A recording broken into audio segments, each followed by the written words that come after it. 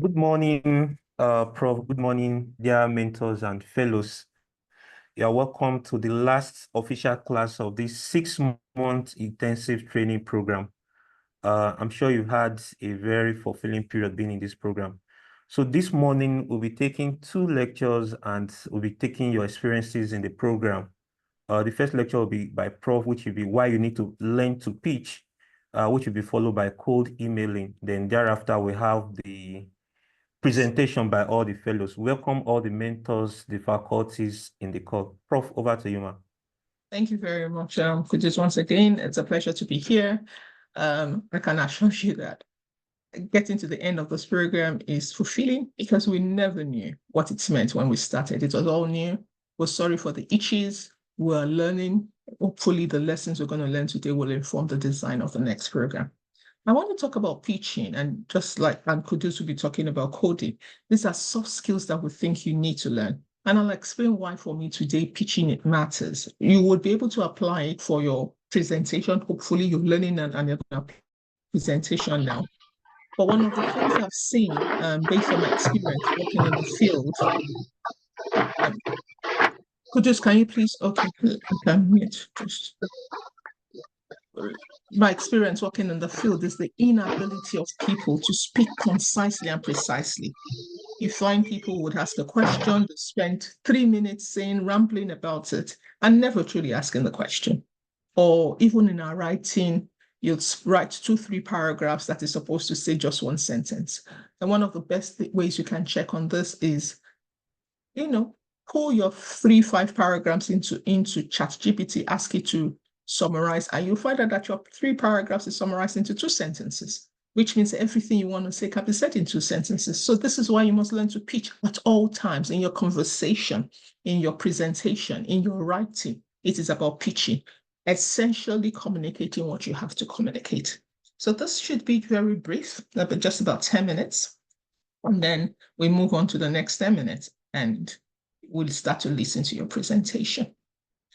So what is a pitch? A pitch is the act of presenting an idea to an audience in a way that is persuasive. You want them to hear you, believe you, and listen to you and buy into whatever it is that you're selling. And there are different reasons why you might want to pitch. You might want to pitch so that people see your product, like it, and engage with your product. Whatever it is always pitching. When you're writing a manuscript, it is pitching. You want them to see, like, and engage with the message that you have there.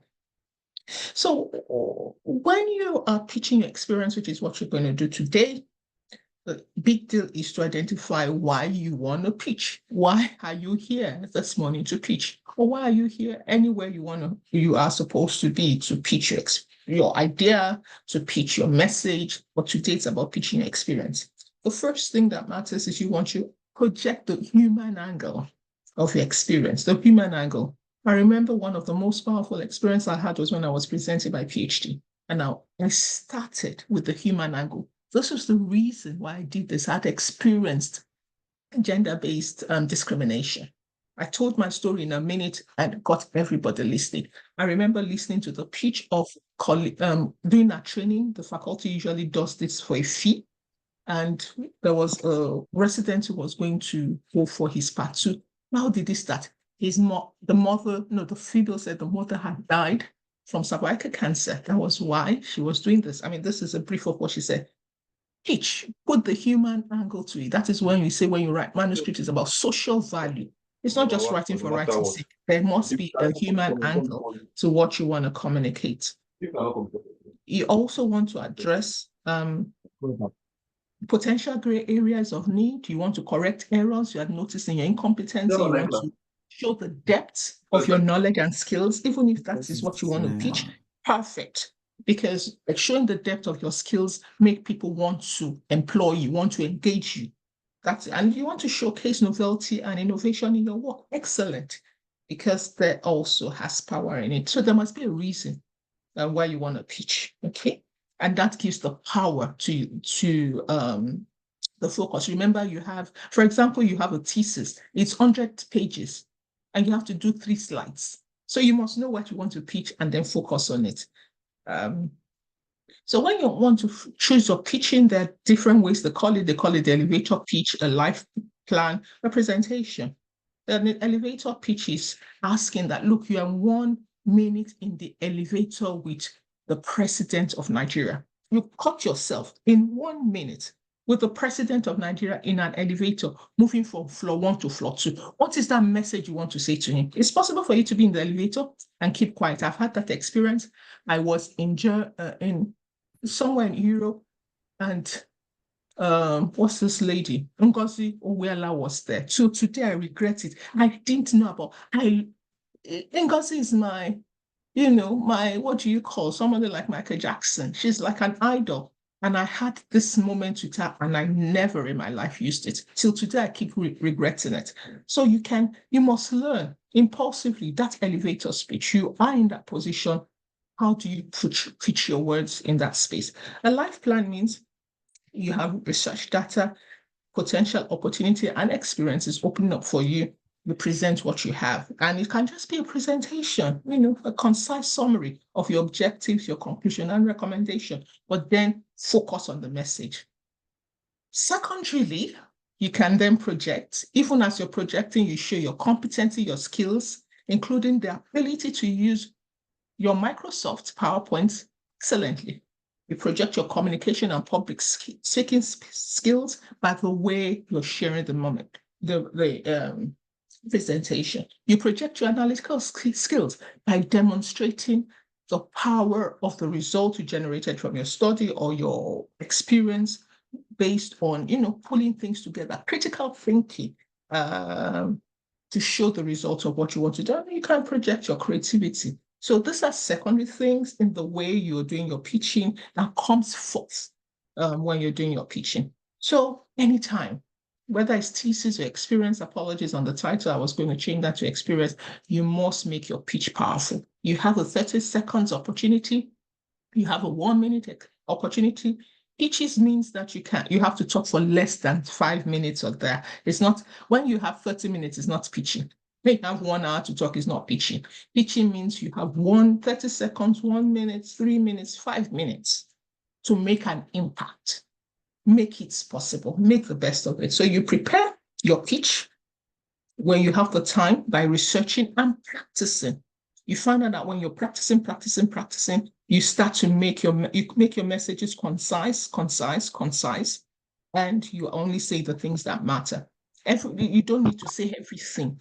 You just say the things that matter. When you're writing, you only write the things that matter. And you start to pull in the evidence, and you also become more confident and persuasive the way you sound. You don't have to do no, because you are in charge. And when you practice and research, you show the depth of understanding in the way you pitch, in the way you communicate, and shows problem solved and how you solved it. So this is my brief presentation, and thank you for listening. I will now hand over to Kudus to do his 10 minutes presentation, and then we'll start to listen to you. Over. Thank you very much, Prof, for that beautiful presentation. I'll be taking my own session shortly.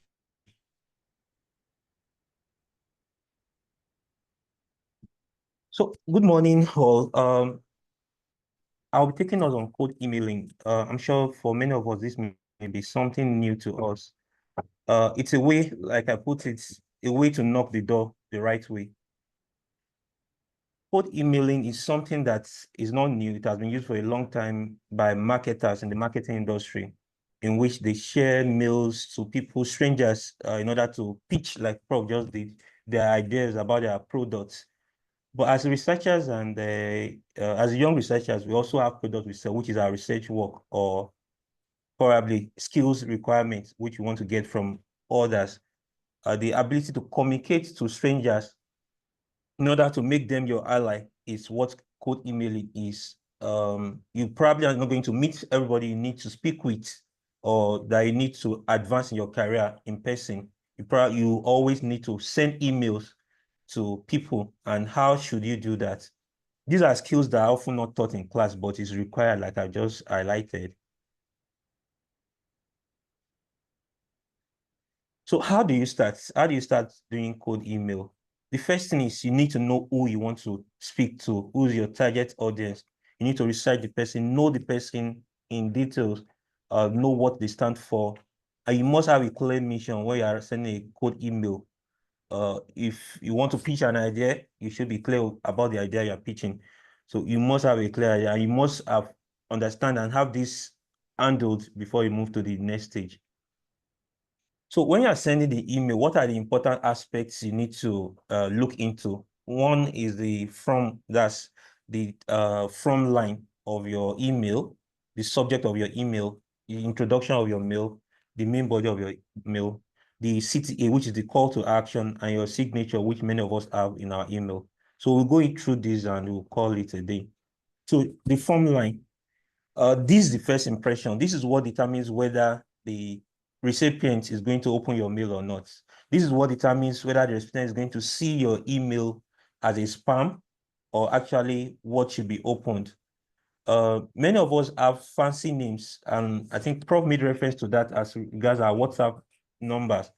Fancy names on our email address. I've seen pretty printy and things like that. For official communication, you should have a name that should relate to the person you want to communicate with. So if you have one that is fancy, you may need to make adjustment to it before you send a cold email.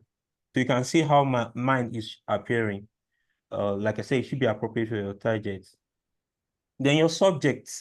This is the second chance you have to get the attention of your recipients. Remember that person you're probably going to be reaching are people who get on the average 100 meals per day, and they need to decide which one to open and which not to open. So your topic should be captivating. And I give an example here. I want to make a mentorship request to someone. I give it title mentorship request. Can be the ladder with your aids. You give an idea of what I want to get from this conversation, from this email, and I'm sure anybody that sees this will be attracted to read further what the email contains. So your introduction should not be verbose. You should have 2 or 3 sentences, essentially showing that you actually researched this person you are reaching out to, showing how your goals align. For somebody who has been researching in dental surgery over the years, you let him know that you've read her papers and you look forward to being like her over the year or in the future. And that way you show that you really know the person. That's essentially what your first paragraph, your introduction is all about. Then the next paragraph will be telling the person what your need is. You must be clear. The person should not leave the email asking question, what exactly does this person want? And you should not go on it writing so long epistle in your first email. Remember, I mentioned these are busy people. And one thing that can easily put off people is to have grammatical error or in an incoherent statement in your email. Those are put offs for many people. So you should probably use Grammarly and related tools to make it clear. Then when I say you should show that you know the person, it doesn't mean that you infringe on their privacy. Start talking about knowing their kids or going into private things which are not in public domain just because you research the person. You shouldn't do that at this stage. Then, like I mentioned, you should have a call to action. Despite telling the person what you aim to do, you must mention what the next step you require from the person. For example, I would like to know if it would be appropriate to put a call across to you in the next 48 hours so that the person knows exactly clearly what the next line of action is from your own end. Then signature. It's advisable that we all have signatures in our email that states who we are, what we do, and all of that. Your email should be customized to, your signature should be customized to purpose for the code email you are sending. For example, if I'm sending email to someone in the cancer advocacy space, I may want to put that I'm a director of program in Survive Cancer Initiative. If I'm writing to someone in obstetrics and gynecology, I may want to put that I'm a consultant obstetrician and gynecologist. So you must customize it to the purpose for which you are writing. You may add your LinkedIn so that because not just by reading your email, they may want to check you further before they reach out to you. So you can put your professional links on your signature making it accessible for the recipient to check you further to actually validate who you are or otherwise. So in general, your whole email should be human. Don't go to ChatGPT and write a robotic email and just share, or a template you see online and share with the person you want to speak with, you want to reach out to. Make it humane. Also ensure that you imagine yourself as a recipient. What would you expect from someone? Then be prepared to give follow-up. One thing that can be a put-off is you send a cold email to somebody, the person reply to you that's okay, I'm ready for this, then you refuse to follow up the email, or you didn't get a response for 3 weeks and let it be. These are busy people, so you may need to put up a reminder. It's also a good habit to personalize your salutation. So, dear Professor Moreni Keji Upong, dear Professor Upong, rather than say dear Sir, dear man, that shows I know the person you are referring to. Then this is in marketing. You cannot always get it. In fact, more often than not, you get rejected.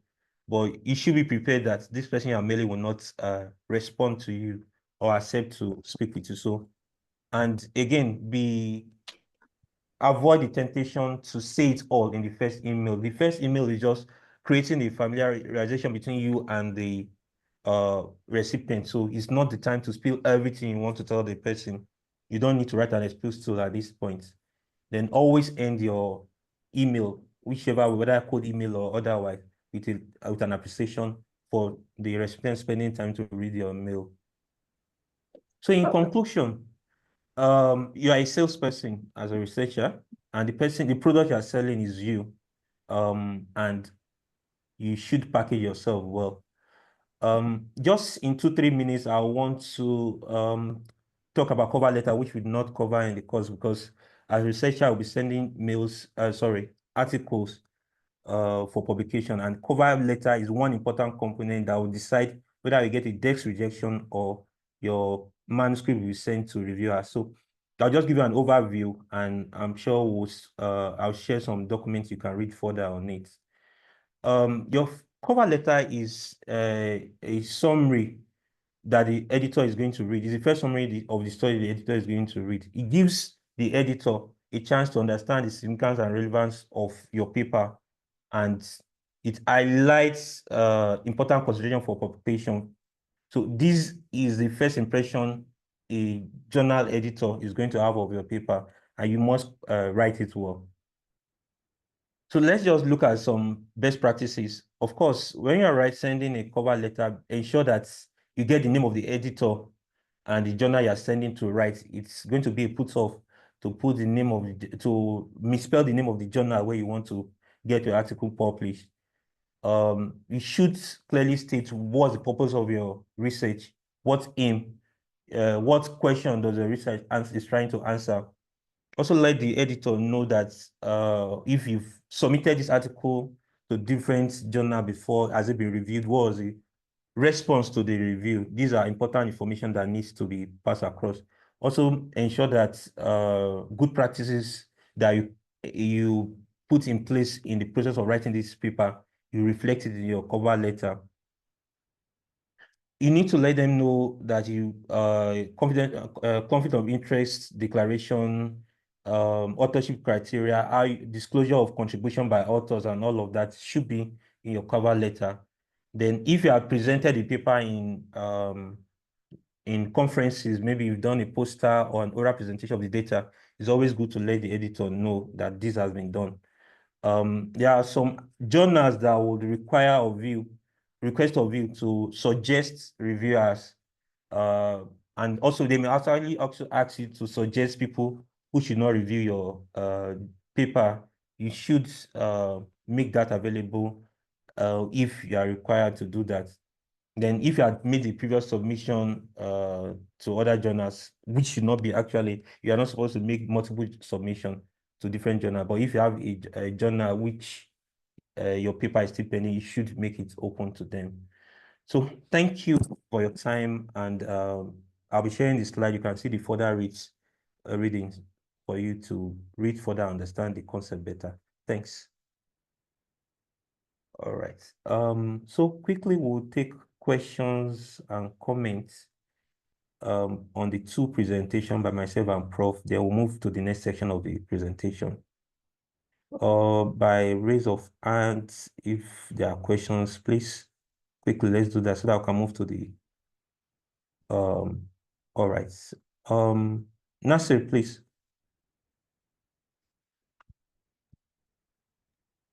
Good Nasir, morning, you have Prof. the Good floor. morning, Please sir. unmute yourself.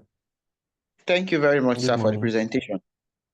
In the Nigerian context, is it also okay to personalize the name in the dear sir, dear ma, or dear the particular name? Because I do hear some people say in the Nigerian context it can sound insultive or disrespectful. So how do we go around that, sir? Okay, I'll take that question. Okay, I've noted that. Okay, okay. Okay. Good morning, sir. Sir, Good for morning. the cover letter, the concept of cover letter, is it same for both when you're writing a journal and probably when someone is applying for a job? Because I've seen when they say, write a cover letter with your CV. So is it the same concepts or there are different cover letters for different purposes? Thank you. Okay. Thank you. Okay, okay. Yeah, let me just take those two. Let's remember that the question is for both myself and Prof. I mean the two lectures. But okay, but let me address the two questions that I may ask. So Nasir, yeah, I understand your concerns about using names, I mean personalizing salutation, especially in our context. But I think it's a standard thing to do, especially when you're trying to familiarize yourself with the person. But if you're not clear of the stance of the person, you may want to err on the side of using dear Saudema. But generally, it shows that you know the person, you've checked the person up when you put the name of the person. I mean, and you can use the surname. People generally do not have objection to being referred to by their title and their surname, their last name. So I think like dear Dr. Lawal, dear Professor Upong, I think is an appropriate thing. Also note that there's no strict rule about this. There's no it's not something that is cast in stone. There are skills that you improve on over time. But generally, I would want to accept that you use the title and the surname to address people in your code mail. Now, for OKK, your cover letters are essentially letters giving a summary of what you want or what you want to do or what you are demanding for. So the cover letter is cover letter irrespective of what you are writing, but the way and manner you are going to draft it is going to be different when you are making an application to when you are making a journal publication.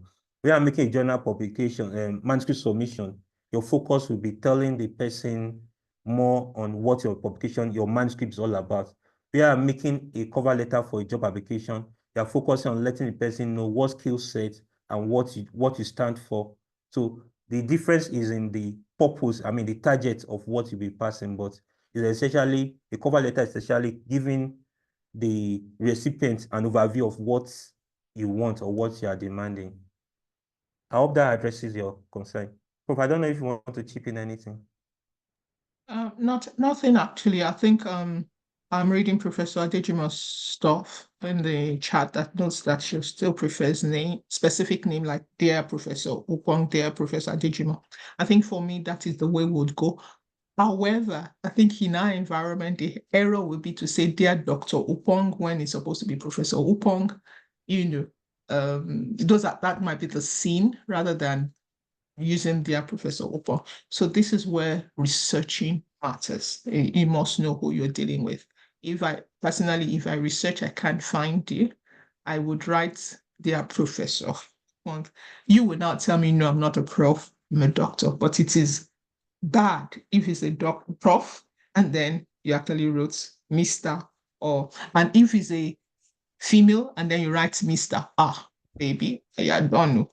So those are the kind of clarity I think you should take. Over. Yeah, yeah. Thank you very much, ma'am. Okay. Thank you, Professor Priscilla. Aderibe, hold one, please. Over to you. Good morning, sir. My question Okay. concerning the pitching, I want to ask in regard of recommendation as per pitching. There is an online pitching program I applied last year, and the request for recommendation. And on the caption, it was stated that would you like to see your the recommendation section from the person who recommended you, or a written note. So as a researcher, are we to yes for that, or to say no when we are being asked that I would like to see what the recommendation looks like? And well, I'll conclude like this. Remember, I said, depending on what you are pitching, if you're pitching a presentation, then you would do your objective conclusion. But once again, it's about being concise, precise, focus on understanding the message you want to give, you want to pass. So if I'm pitching my research publication, which is an 18-page document, I'm not going to write that kind of, I'm just going to focus on the one message I want to do. One message is good. 3 messages is a lot in a pitch. So, but if I'm pitching an elevator pitch, it's not about recommendation. If I'm making a live presentation, it's not about recommend, it's about selling the message. If the message is the recommendation, then that is the message. Focus on the message rather than labeling it recommendation. This is the way I will go. But once again, depending on where you are, if you are doing a thesis presentation, they might give you a template on what it is that you should be focusing on, address it. But once again, when you're doing that, remember the secondary aim of your pitching. You want to show your skills, your innovation, your public speaking ability, as well as your, ability to do 1 or 2 other things, like I said about your secondary presentation. So be clear about what you want to achieve with your pitch, at the same time following the regulations of whatever it is that is asking you to pitch.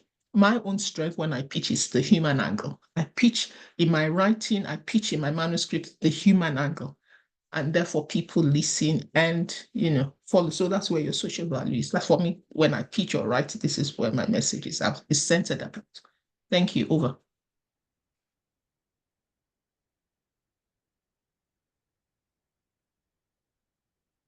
Produce, are you there? We can't hear you.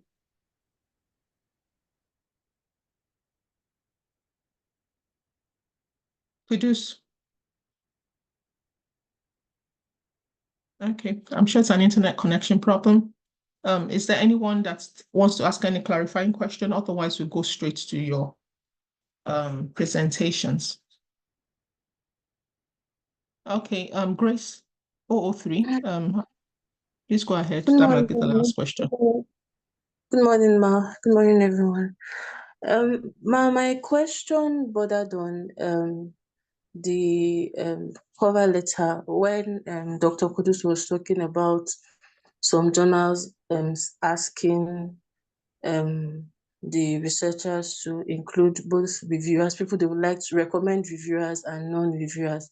So I just want to know that aspect of recommending non-reviewers, is it based off of maybe the researcher is not satisfied with the person, or is there like a criteria for that? I was not really clear.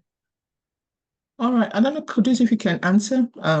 But when you're asking about non-reviewers, I mean, it's about transparency, and you might have people you don't want to review your work. For example, in many Northern American countries, you have labs. People have labs, and you have your competitor's lab.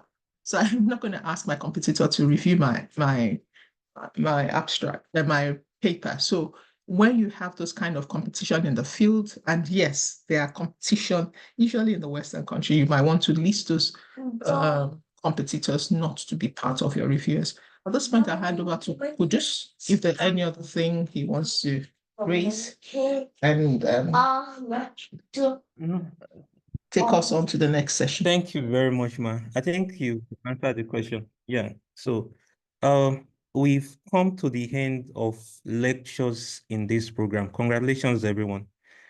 So we'll be moving to the next phase of this presentation, which is the mic is turned over to you. We've been holding the mic all this while in the last 6 months. So you guys have the mic from MWH 001 to MWH 020. The mic belongs to you going forward. You have the next hour for you all to present your experience and impact of this program. From you guys will be selecting some of you to make presentation during the graduation ceremony. So I'll be starting with MW 001. That's Aderibigbe. You can share your slide, please. Thank Remember, you. it's a 3 minutes presentation. Yeah.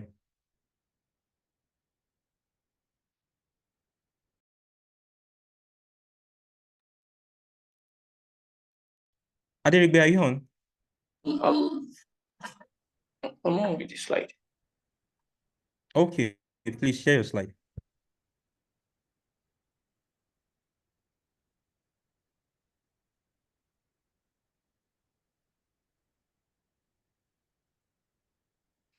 So I'm having difficulties here. Maybe you can help me share the Please start. manuscript writing. Okay, the manuscript writing up.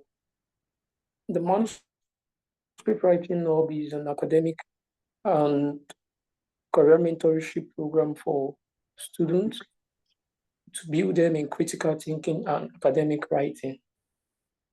Next slide, please. The next slide. So what are the benefits of joining the program, and how does it change your life as a student? Next slide, please.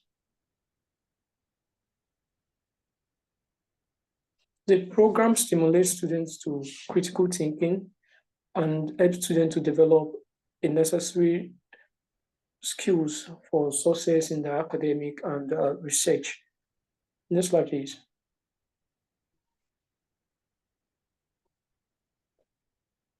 The learning experience. The medical writing opens door of success through guidance and mentoring for students who intends to be academia and who intends to be an academia.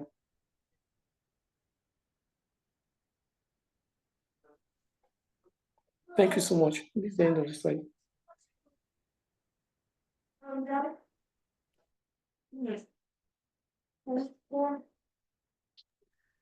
Thank you, Larry, for your presentation. So we'll take the next slide, next presentation. That's MWH 002. We'll take comment and verification at the end of the presentation. Thank you, Adetula.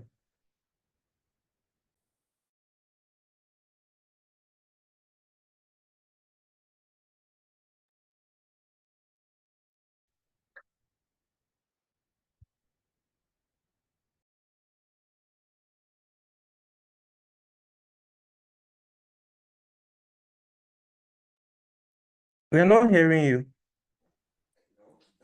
David. Just a moment, please. Good morning, Prof.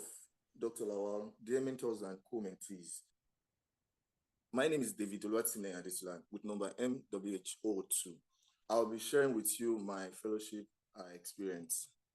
I'll follow this outline for this session, and I'd like to start with my expectations from the fellowship program.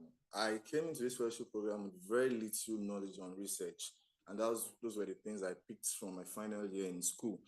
And my expectations were that I would get my research interest stimulated. I wanted to also understand the rudiments of academic research, especially research methods. And also I hope to pick these things from the best researchers around who were listed or have been listed as part of the fellowship program. I also achieve some career guidance and mentorship.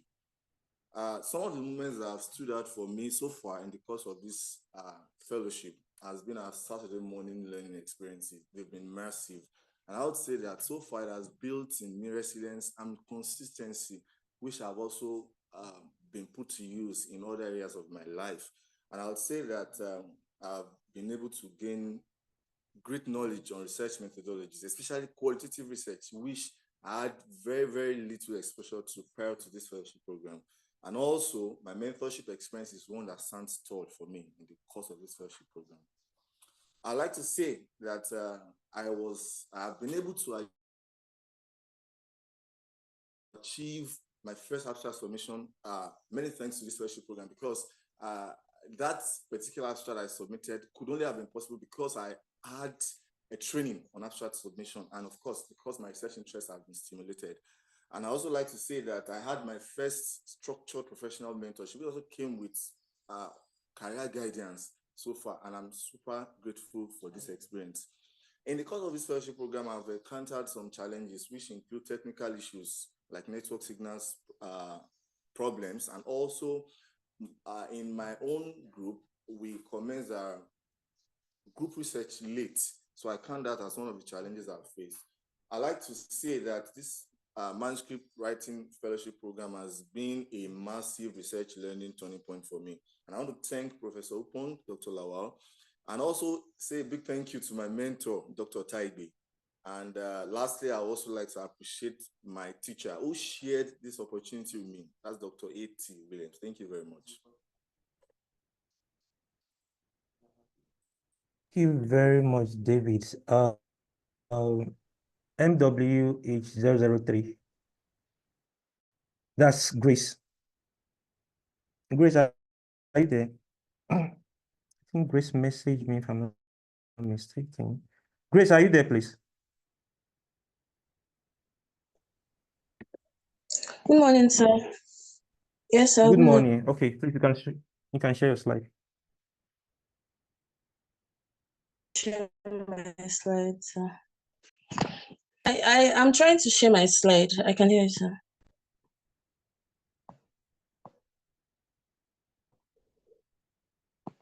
My fellow thank you so much for the opportunity. So I'll be presenting my personal experiences at the Manuscript Writing Hub.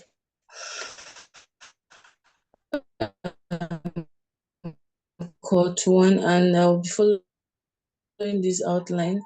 Slide, please. Entry and admission, Next the slide. experiences, the major shifts. Next slide, please.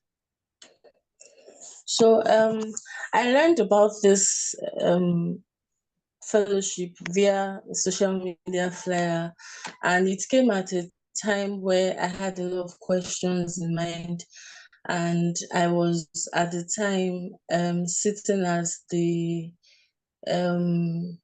editor-in-chief of my school journal with almost no clue of what research was really about. So I was just basically trying to find my way when I came across this quote. So a lot of excitement followed the admission letter when I got it. Next slide, please. So the major shifts that I experienced during this, next slide, please. The major shifts that I experienced was the fact that I learned to do more of teamwork, because from the very start of this program, we had opportunities to be grouped, and the fact that the people I was grouped with were people even in my institution, so which made it really easy. So I learned to work with people as a team. So, and it also, the trainings we had also gotten, especially from the first lessons we had, which bordered on team science, they taught where Professor Upong was talking about interdisciplinary, transdisciplinary,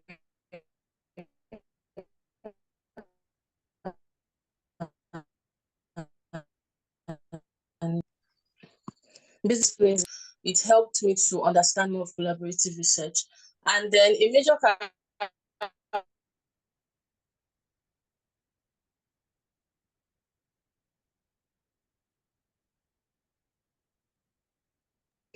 and I was faced with a particular deadline I had to meet, and I was faced with the options of, should I falsify data, should I not? But at the time, Prof's voice kept ringing in my head, and I knew that, okay, Grace, you have to do the right thing. So I went through the slides on research integrity, went through the lectures again, and that just informed my decision.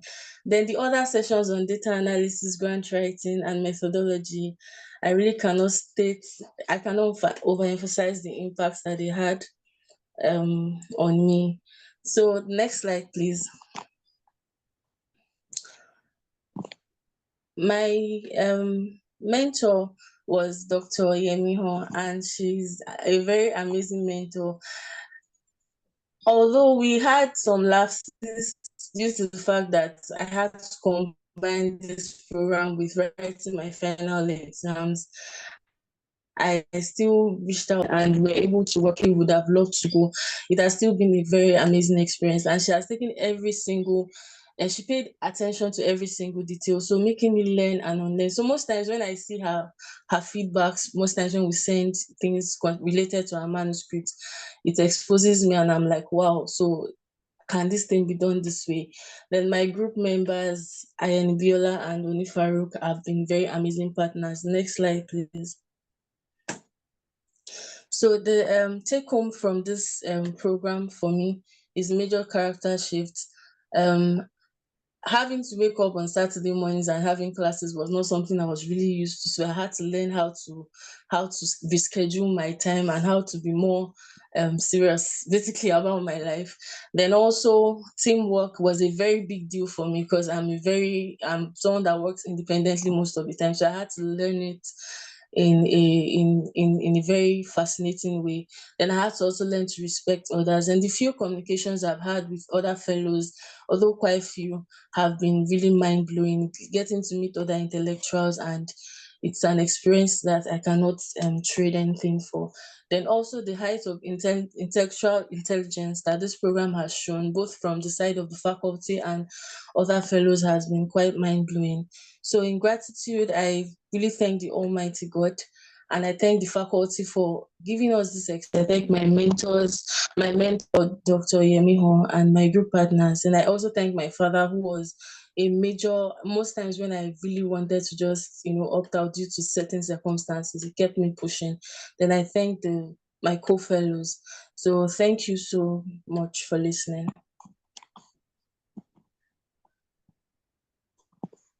Thank you very much, Grace. I'll take 004. I think he said she'll be on the road. Are you there?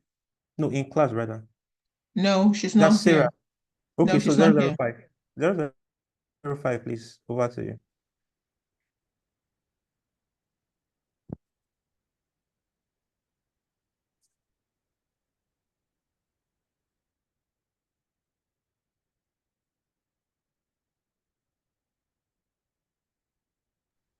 Can I make it a slideshow?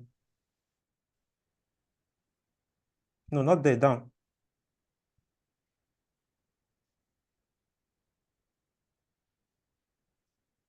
Yes, down, come down. Yes, to your right. If you're having difficulty, maybe just go ahead.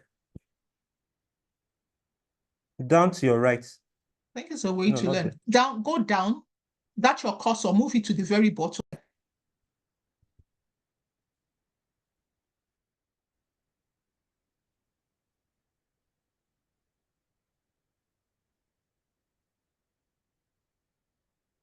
Honor to share my experience as a fellow of the Student Manuscript Writing Hub Cohort 1. In this presentation, I will touch on 4 key areas, which are an overview of the program, its impact on me, specific change in my experience, and a final reflection on the skills I have gained. The program was comprehensive and rigorous, covering essential topics like research ethics, study design, and team science.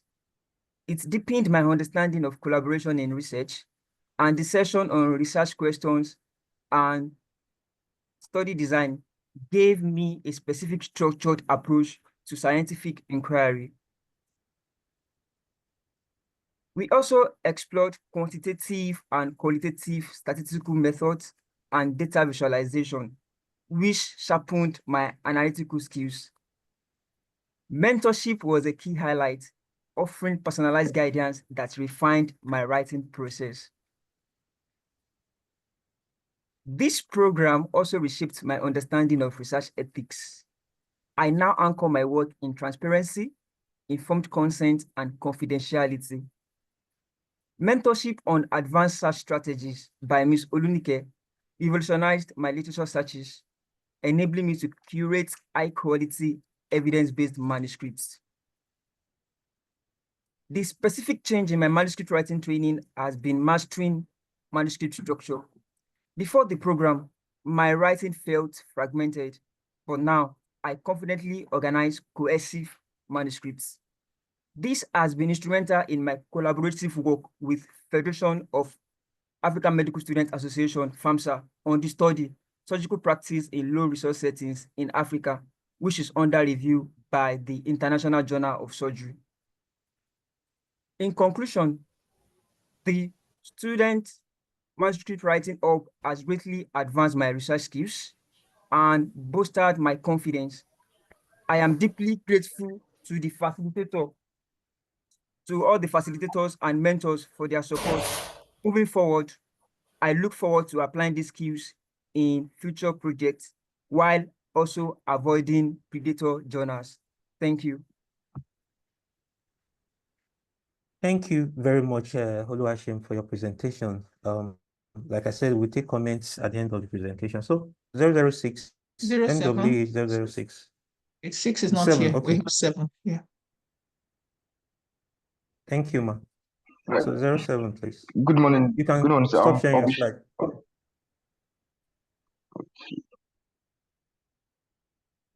Sharon, you can stop sharing your slide.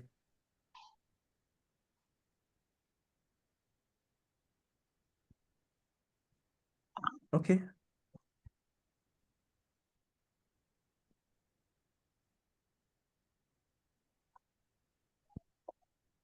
Sharon, bring down your slides. Stop. Go to the top and see stop sharing. Then you can stop. Dear fellows, my name is Wale Tulualope, MW8007, and I will be sharing my experience and impact of the Manuscript Writing Fellowship of that does add on me.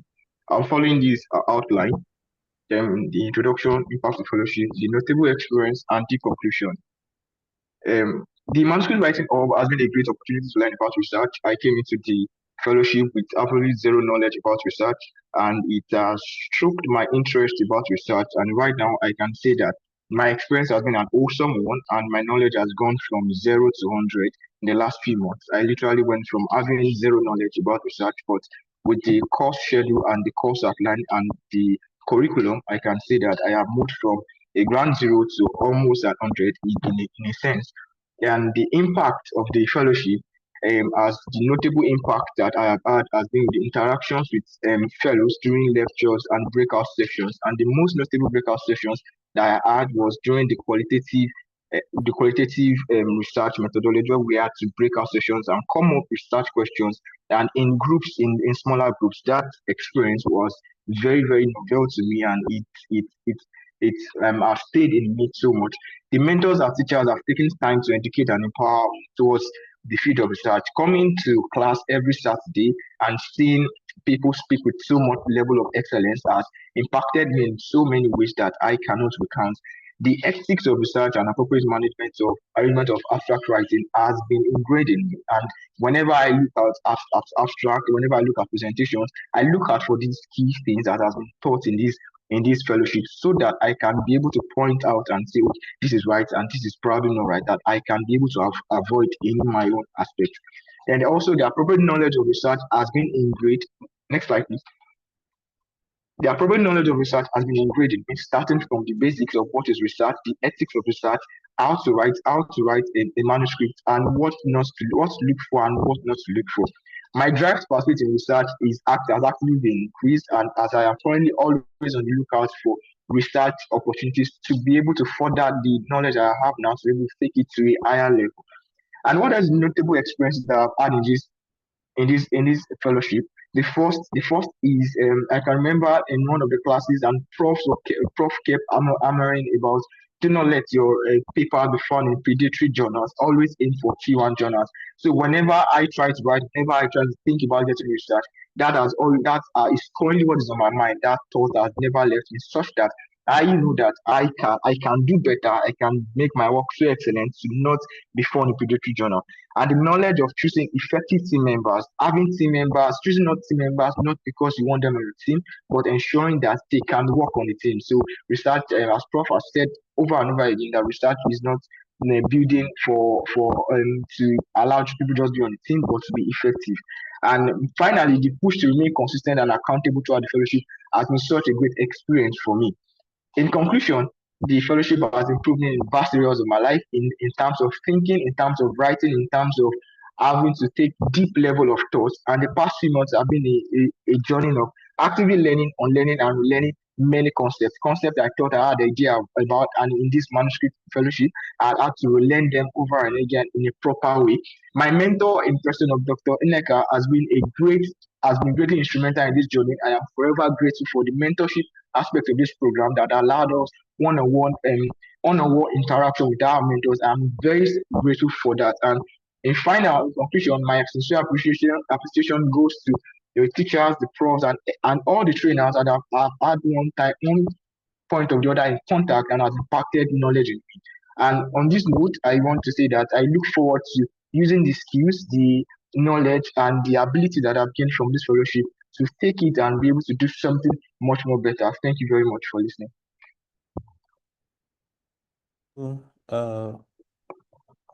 Falaye, for your presentation. So move to 008.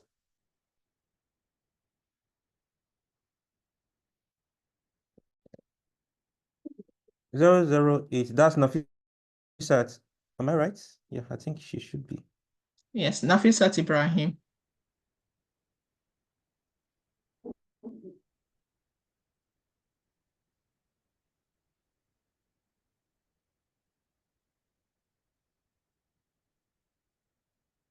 Nafisat, are you there?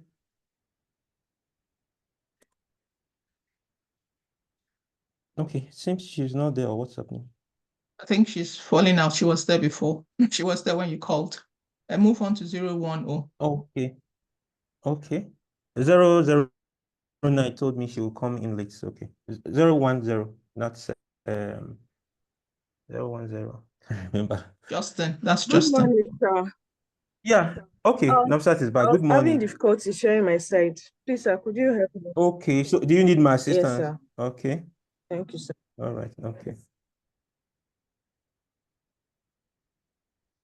Okay. As usual, I think I'll have to go and come back. I mean, stop sharing and reshare again.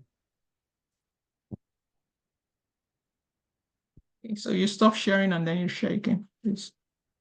Yeah.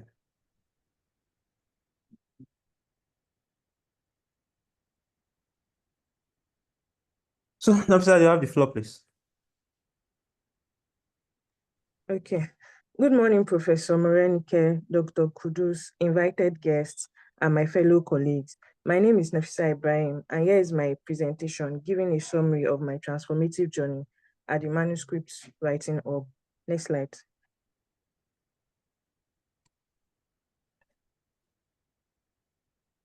Next slide, please. Okay. I'll be following this outline. Next slide. As a storyteller, I find myself seeing stories in most situations. Yeah, I'll be using this storytelling hack to detail my experience. In order, this hack follows the introduction, the program strengths, weakness, personal growth and development, recommendation, and summary. Next slide. As a form of introduction, the broadcast flyer was sent to me by one of my college professors. I did not know what to expect from the program, but I was in dire need of knowledge about the basics of research. I shared the broadcast flyer to my school's research club, and I'm glad to have one of the club members and my classmates join this program. Next slide. The program strengths. The facilitators have been superb, each lecture bringing in new insights, and Dr. Kudus especially kept us on our toes and did regular checkups. And for that, thank you very much, sir. The mentor-mentee relationship, personally, I don't think I've taken much advantage of this, but our relationship with our mentor is very promising, and she had a couple of sessions with us which were very educative. The program assignments, this went a long way to give me time to absorb the lecture and also be certain that I actually understand the concept of the lectures. As for the data remuneration, I mean, who doesn't like free data? I definitely do. And networking, I've been opportunity to meet some amazing minds through this fellowship. Linked to opportunities, this is like the air we breathe in the manuscript writing of. We get it as a daily constant dose. Next slide. The program weakness, that's the program extension and lecture pace. I think this should have been better communicated at the beginning of the program or even in the training broadcast. As a student, getting lectures every 2 weeks was convenient for me until we had to start having weekly lectures at some point. It was a difficult time for me as I had to combine this amidst preparing for school exam and sometimes class lectures. Next slide. Personal growth and development. Before now, when I attend an article critiquing session, the question I constantly ask myself is, how do these people know what is wrong or not in a paper? But now I know this program has ensured that, and I am eternally grateful. What are the lessons I've learned? I've learned to be disciplined, time conscious, and to be precise. And how has this program impacted on my personal growth and development? Now I can confidently be in a room filled with researchers and not be so intimidated from lack of knowledge. I've also started doing some paper reviews in my school research club, and I'm so happy to share that I've had my first abstract submission. Next slide.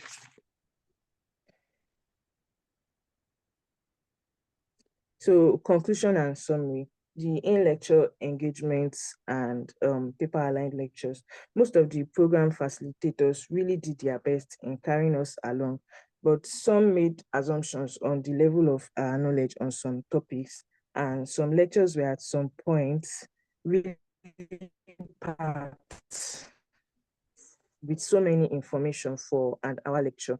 I would like to recommend that we have paper-aligned lectures. For example, if we have a section on research proposal, we should be tasked with writing that and also reviewing other works for a more hands-on experience. In conclusion, my journey at the Manuscripts Writing Hub has been beyond transformative.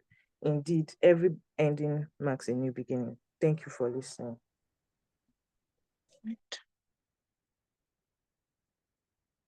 Thank you very much for your presentation.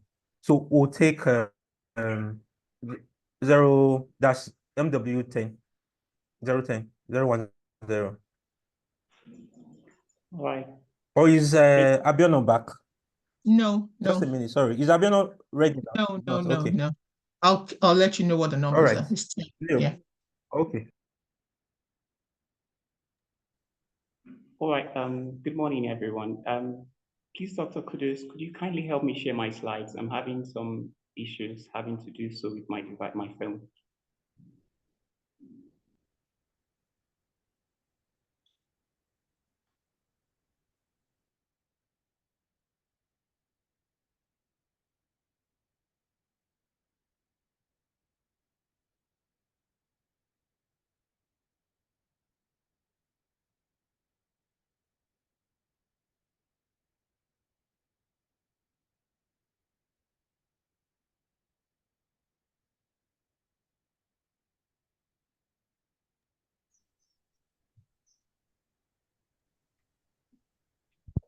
All right. Thank you so much.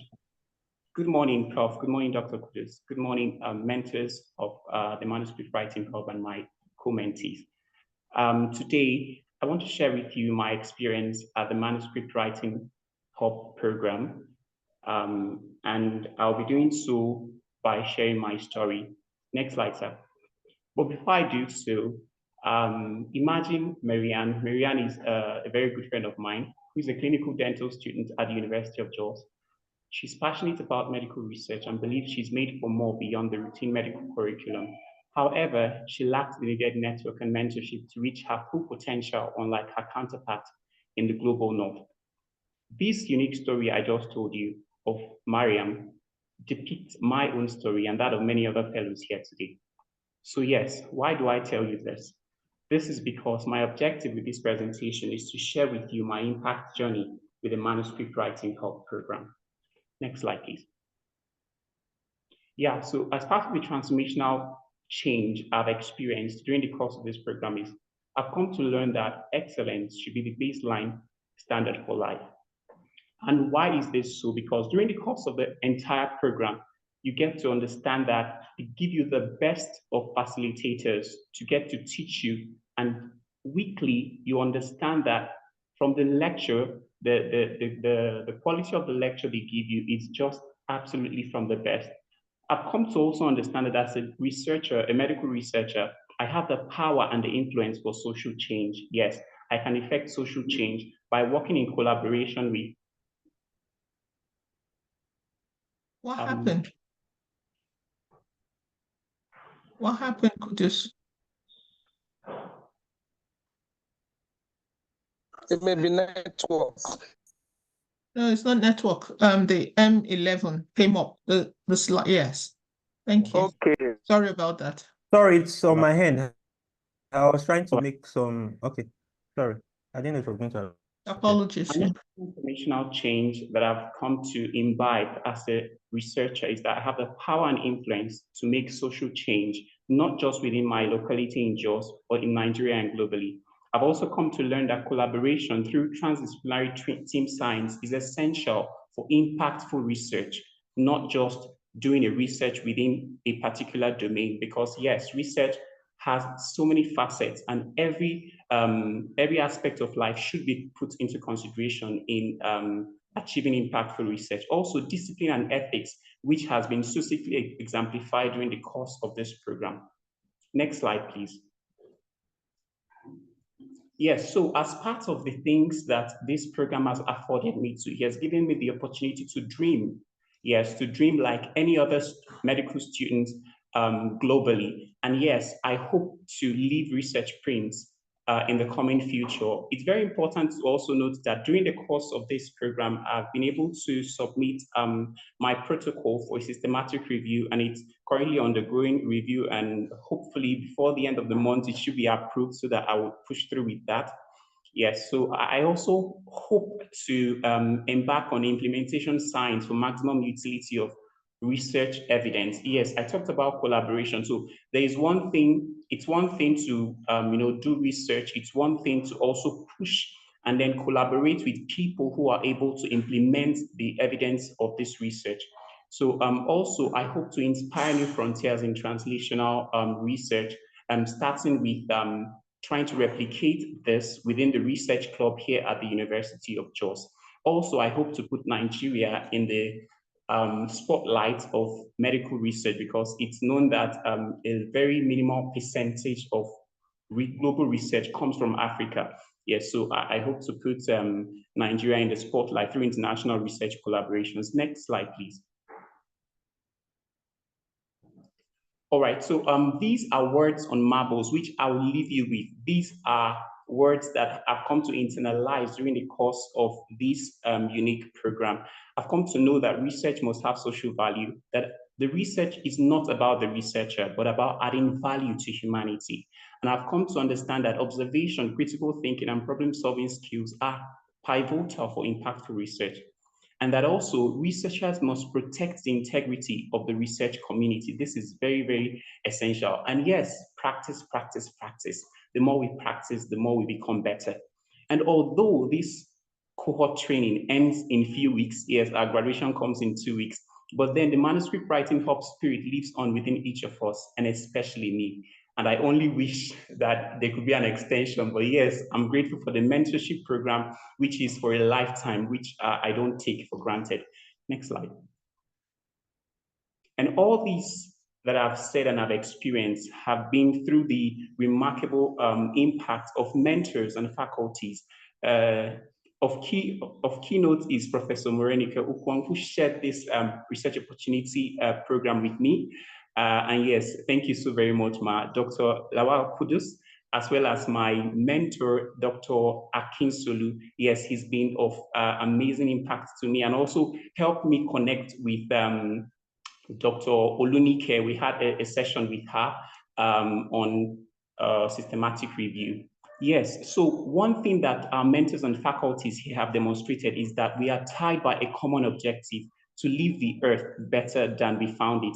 And I hope all fellows here, together with myself, will be able to imbibe this. Next slide. Yes, so they say a picture is worth 1,000 words. Thank you. It's been a remarkable experience with the fellows. I've connected with quite a number of us, from Miracle to Henry, who is my co-mentee, together with Dr. Akinsolu, to many others here. So thank you for the opportunity to connect. And I am sure that this is a lifetime experience, which, yes, would achieve impact in the coming years. Next slide. Thank you for listening. Thank you very much, Justin, for your presentation. So we'll take the next person, that's Abdurrahman.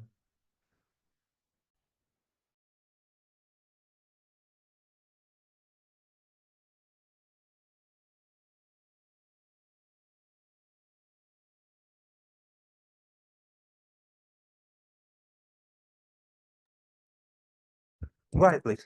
Thank you. Good morning, everyone. Good morning, Prof. Good morning, Dr. Kudus, all faculties present, and my colleagues. I am Abdurrahman Nasir, a student of Obafemi University, and I'll be speaking about my experience with the manuscript writing of fellowship. So I'll be going through this outline. So for someone like me who has participated in a research bootcamp, that was about 3 years ago, which was a condensed series of about 4 or 5 lectures, I can't remember well. I was loaded with so much information. But seeing this particular program, which is facilitated firstly from the facilitator, Professor Wopon, which I'm quite familiar with a little. I know that it's a great opportunity to learn from one of the best. And the well interspersed program about the long weeks, I know that this will not be a rushed program. So I was gingered to participate in this, that I know that I'll be learning quite a lot in a good, not rushed with a lot of information. So to my experience, I love that the schedule was well followed. It actually made me pay more attention to my own personal scheduling and timing, especially the Saturday classes, which was loaded with carefully picked grains of information to cover various components of research, and also having facilitators across different fields, which drove up the point with me of the importance of interdisciplinary research. I have a nice mentor, Dr. Nneka Onwejaka, who is very passionate and very approachable. She was even sometimes be the one asking me about the progress of the proposal I'm currently working on. Hopefully, before the end of the coming week, I'll be able to submit it to the ethics board for review. Just pointed out some little alterations which should be made.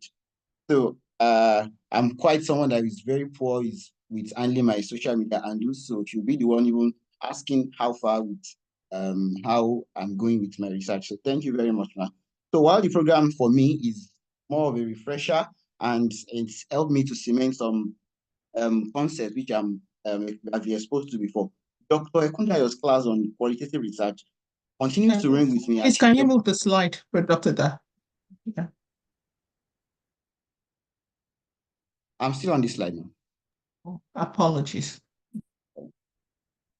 So Dr. Ekundayo's class was particularly continues to ring with me as she demonstrated the behind the scenes of the analysis of a qualitative research.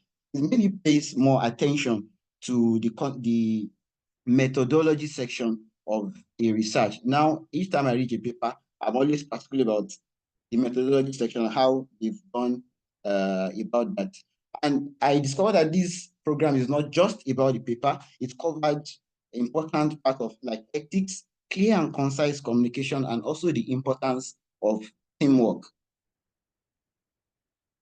And for now, my recommendations would be for the coming program, if the participants could be given access to participate in an ongoing research project, I believe it will help them cement the concepts they are being taught while the program is ongoing, and also availability of data sets for practice for the qualitative and the qualitative research. It will help them practice and be much more better rather than starting one all over while they also work their own project.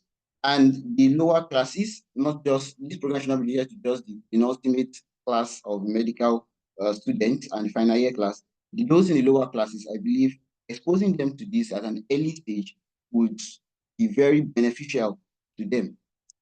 It has been a great experience for me. I've been given information which will enable me participate in any research process from the start to finish.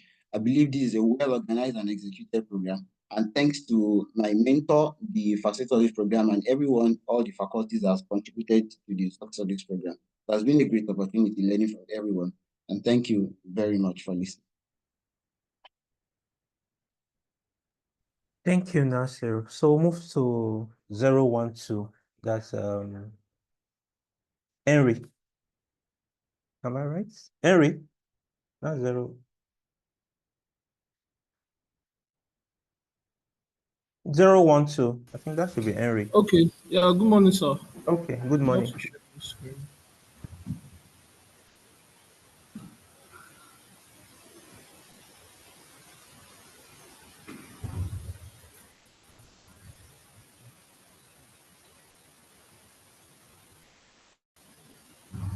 Okay, can I be seen? Yes, we can. Go ahead, please. Yes, I can see. Okay. Good morning, everybody. A step towards proficiency. Join me as I walk you through my reflections from the Manuscript Writing Hub Fellowship 2024. My name is Chukwudi Henry Obiora. My ID is MWH012 from the University of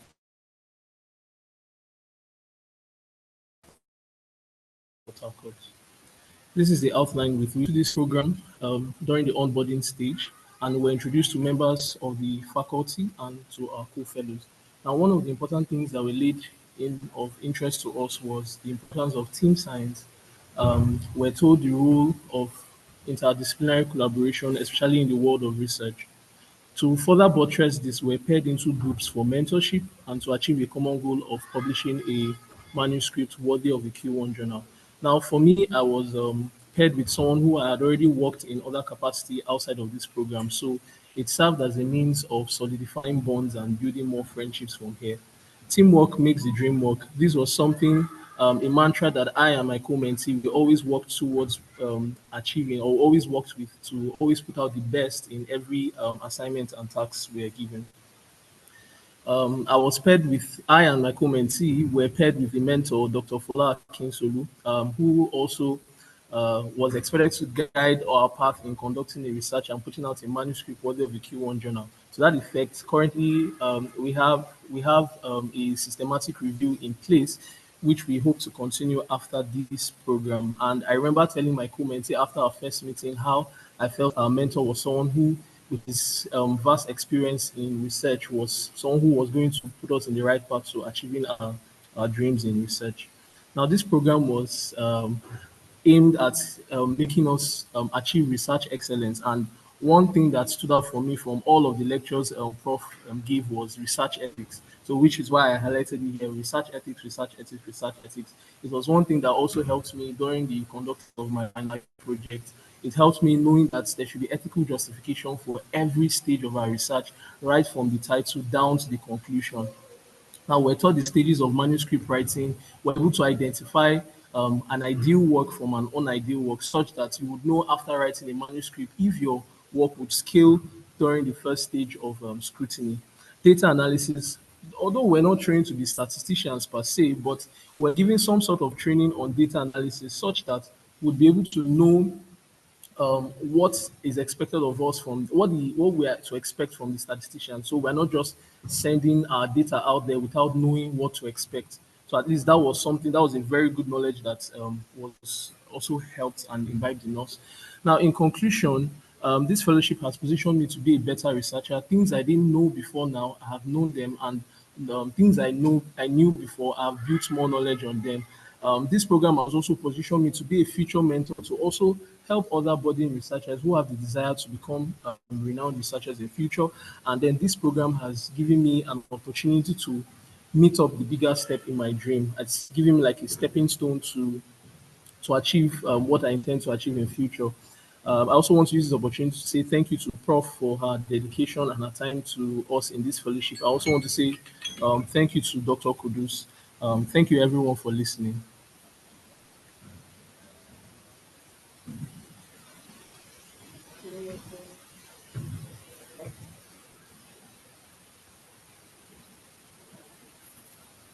All right, thank you very much, Henry, for your presentation. We'll move to MWH013. Azan, okay.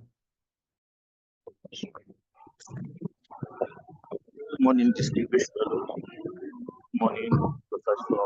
Good morning, mentors. It's a delight to be here this morning. My name is Hassan. I'm a 6 year university of Lagos University, MWH013. This is a presentation of my experience and impact of writing fellowship. This is the outline of this presentation. Azan, please present without your earpiece. Am I inaudible, sir? Yeah, better now. It's better now. Thank you. All right, thank you very much. In June of this year, I was conversing with a senior registrar from my university. I was telling him of my desire to go to Stanford for the PhD in a few years, and since then he has been throwing opportunities that would ensure that I at least stand a fighting chance amongst my peers from all around the world when it comes to applying to school. So when he sent me this fellowship advert, it was just I think in May when he sent me this fellowship advert, it was just a very nice combination to a fantastic year. The Manuscript Writing Hub is a fellowship program that trains medical and dental students to gain scientific communication skills in order to become fantastic researchers. It's hosted virtually on Zoom and facilitated by Professor Monica Afolayo and Dr. Islam. The overview of the program is to give lectures fortnightly to focus on research, mentorship programs, office hours, to gain appropriate experience that will help students become early researchers, communicators in the scientific space. As I've been stressed to my experience, yes. So my experience in the last 6 months has been quite interesting. I've become more disciplined as an individual because of the deadlines for the assignments that we have to submit after every fortnight lecture, the timing of the classes, attention to detail, presence of seasoned faculty, people who otherwise would not have access to, that helping boost our experience as fellows of this manuscript writing program. I've learned to apply myself in better positions since my introduction into the fellowship, evidenced by me taking the role of academic seminar chairman for an association in the group, and today I'll be chairing an event as the chairman for a mental health conference that we've been planning for the past 3-4 months. The program has also greatly influenced my ability to focus more on my books, as it has helped redefine my curriculum, writing my resume, help me look at how well I can fix myself to apply to the opportunities that I seek in the future. And then in conclusion, as the famous physicist Marie Curie once said, I, Hassan, am among those who think that science has great beauty. A scientist in their laboratory is not only a technician, They're also a child confronting natural phenomena that impresses them like a fairy tale. Thank you very much to the Professor Morenike, Dr. Kudus, and everyone who has contributed to make this experience an incredible one. I'm grateful for the opportunity, the privilege as part of this course. Thank you very much, and that'll be fantastic. Thank you very much, Hassan, for your presentation. So we'll take MWH014. That's Pelumi.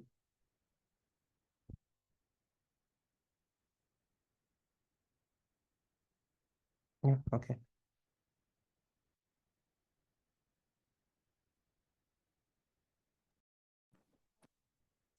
Good morning, everyone. Good morning, Prof. Polarion, Dr. Kudis, and my fellow, and my other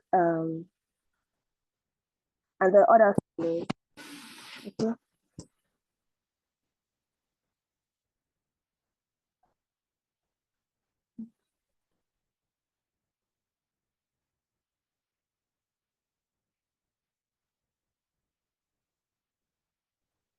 All right. My name is Oluwapeli Ogoremo, and I'll be presenting my program experience for the manuscript writing up program. Okay, so this is the outline I'll be following.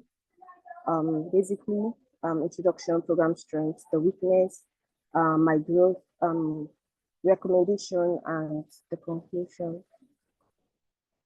All right, so I joined this manuscript program, writing up program, with no idea of basically how to even write or review a manuscript. Prior to this, prior to me receiving the flyer for this program, I spoke to one of my classmates about my interest in being a research scientist and also specializing in histopathology. So, and since then, he has quite involved in me getting into a proper research program. This flyer to the flyer for this program, right? So, and for me, this research experience has been quite transformative. I've really learned quite a whole lot of things, which actually range from our classes, the statistics classes, and even the meeting with my mentor, and also while also attending to my assignment too. Okay. The program strength for me, basically our Saturday classes, of course, which we have to be punctual, we have to actually be attentive, and also even with the vast amount of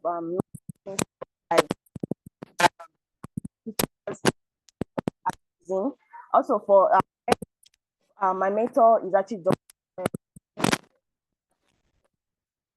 and she has been quite involved in our journey towards in our journey, including my my other peers, towards delivering our manuscripts. Okay. Also, with also communication as regards our events, our program, each programs that we are to have. Also, the fact that this program is also quite inclusive, as it involves students from different universities, not just one, and also involves both the medical and then the dental students. Also, there's been access to a whole lot of resources, which has been frequently shared by Professor Folayan. And also with our assignments, have been quite a good, we've been actually received a good constructive review concerning each of our assignments. What I noticed was that it was quite to cover. And by the time we started receiving lectures every Saturday. It became like this. The program seems to be like inflexible and quite overwhelming. Have to learn, and we still have to go back to studying other things in order to and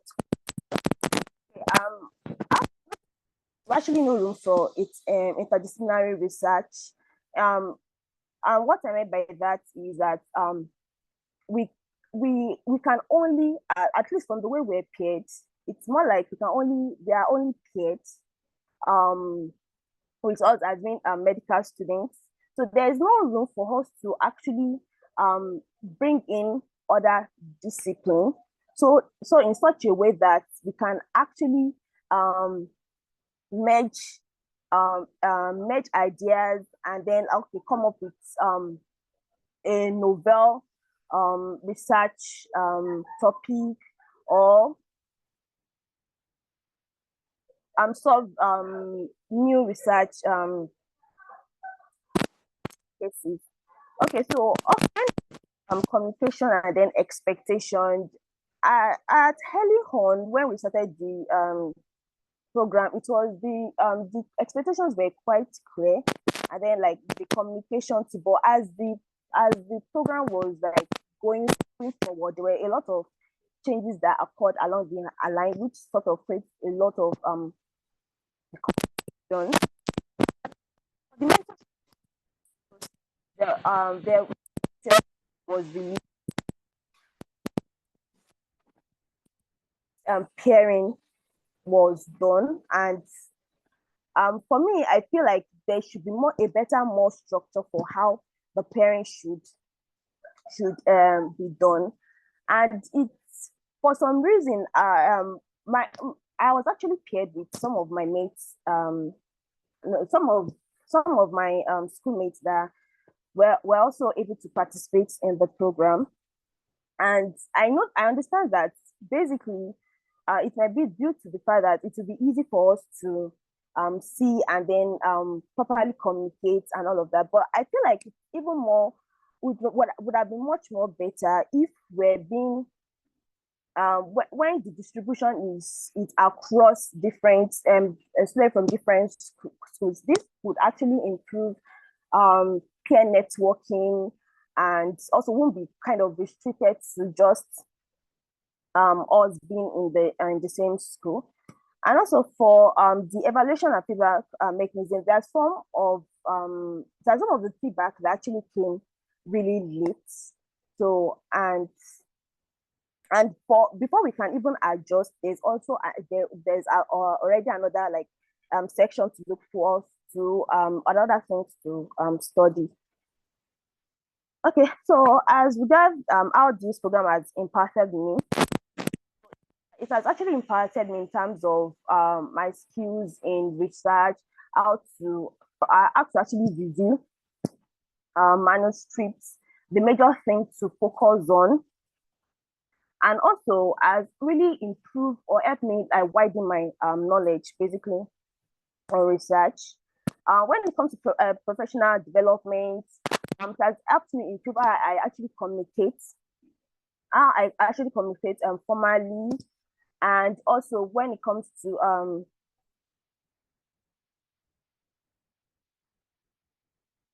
when it comes to consistency, when it comes to consistency, when it comes to adapting the little skills we actually learned from here, it has really taught me that all these skills are skills that are still they can still be adaptable to other forms of areas of life. Also, for the interpersonal skills, communication, collaboration, and for the career advancement, there has been a lot of opportunities that have been set on the page. So, for personal attributes, I think I've actually mentioned some of them under professional development. So, and also it has also helped me to actually think, actually think as a researcher in such a way that to be able to evaluate and also analyze problem, to be able to observe and think critically. All right, Pelumi, you need to move faster. Also add section grant writing, which also has helped me and as well informed my knowledge. Okay, so for the recommendation,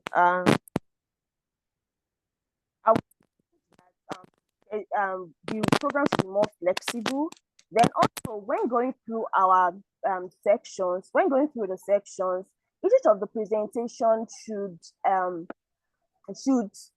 have a case study in such a way that we'll be able to follow. And like my colleague said, there was this sort of assumption of our level of knowledge, which is quite true. And also there should be support court. So our advice is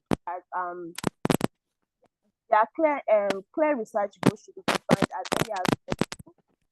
Encourage to seek feedback and also stay organized.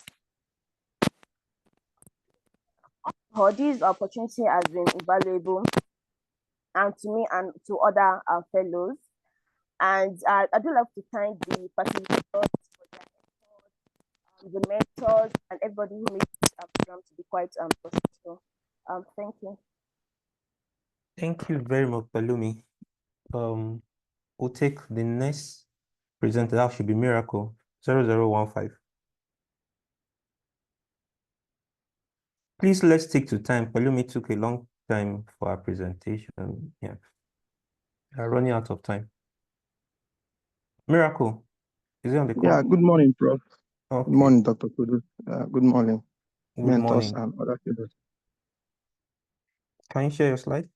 Dr. Please, could you let me share my slide? Okay, all right.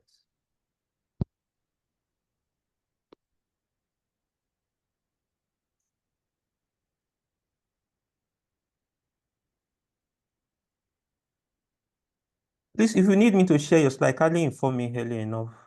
That's for the next presenters.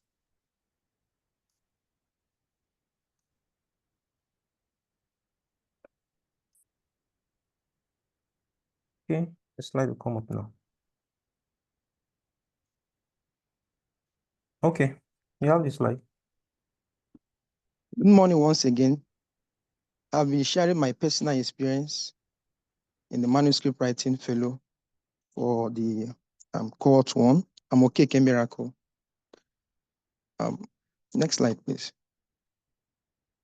I sectioned the slide into, or the presentation into 9 segments.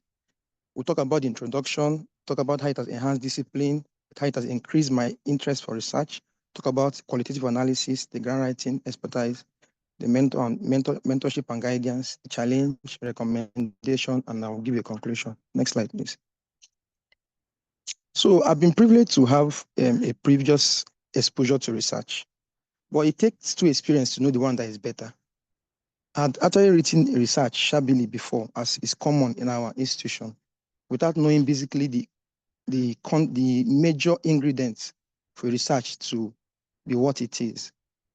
But I also was opportuned. I remember I was in a night class or so. I was reading around 11:45 when I opened my WhatsApp and I saw a text about this research opportunity. And I thank God that I never missed the opportunity. The program has been very impactful. It has improved my growth in discipline. My research interest has been spurred up, and also skill development. Next slide, please. So enhanced discipline and time management. The program has been structured and scheduled deadline has been given. On this base, every Saturday morning, we've been asked to have a class. So I've been able to plan myself accordingly to always meet up with the time, no matter what I did the previous day. It has helped me to set goals, helped me to limit distractions, made me to become more flexible. And then most of the times when they give an assignment, maybe they give you 3 days deadline, and I was able to meet up with those deadlines, no matter the academic schedule. So it's a positive aspect of the manuscript writing hub. Next slide, please. There is increased research interest.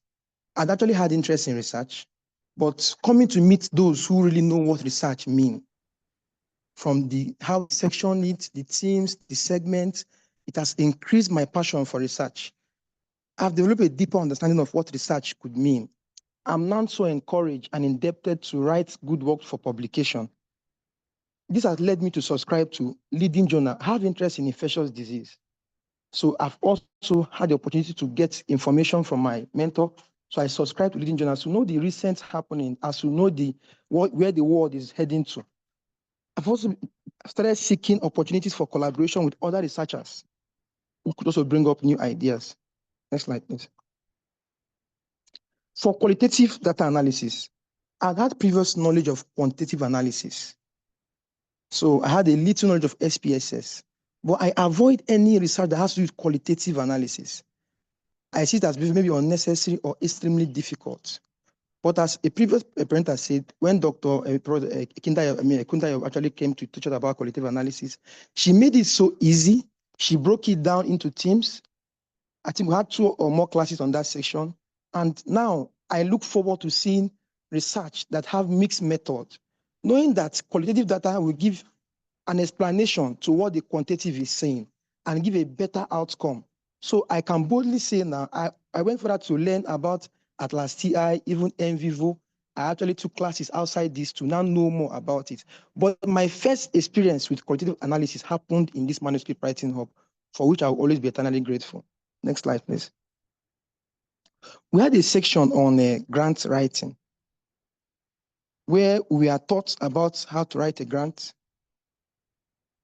the basic requirements of a grant, the eligibility of a grant, the submission requirement and deadlines. The facilitator then told us about how he had 4 rejections in that a day.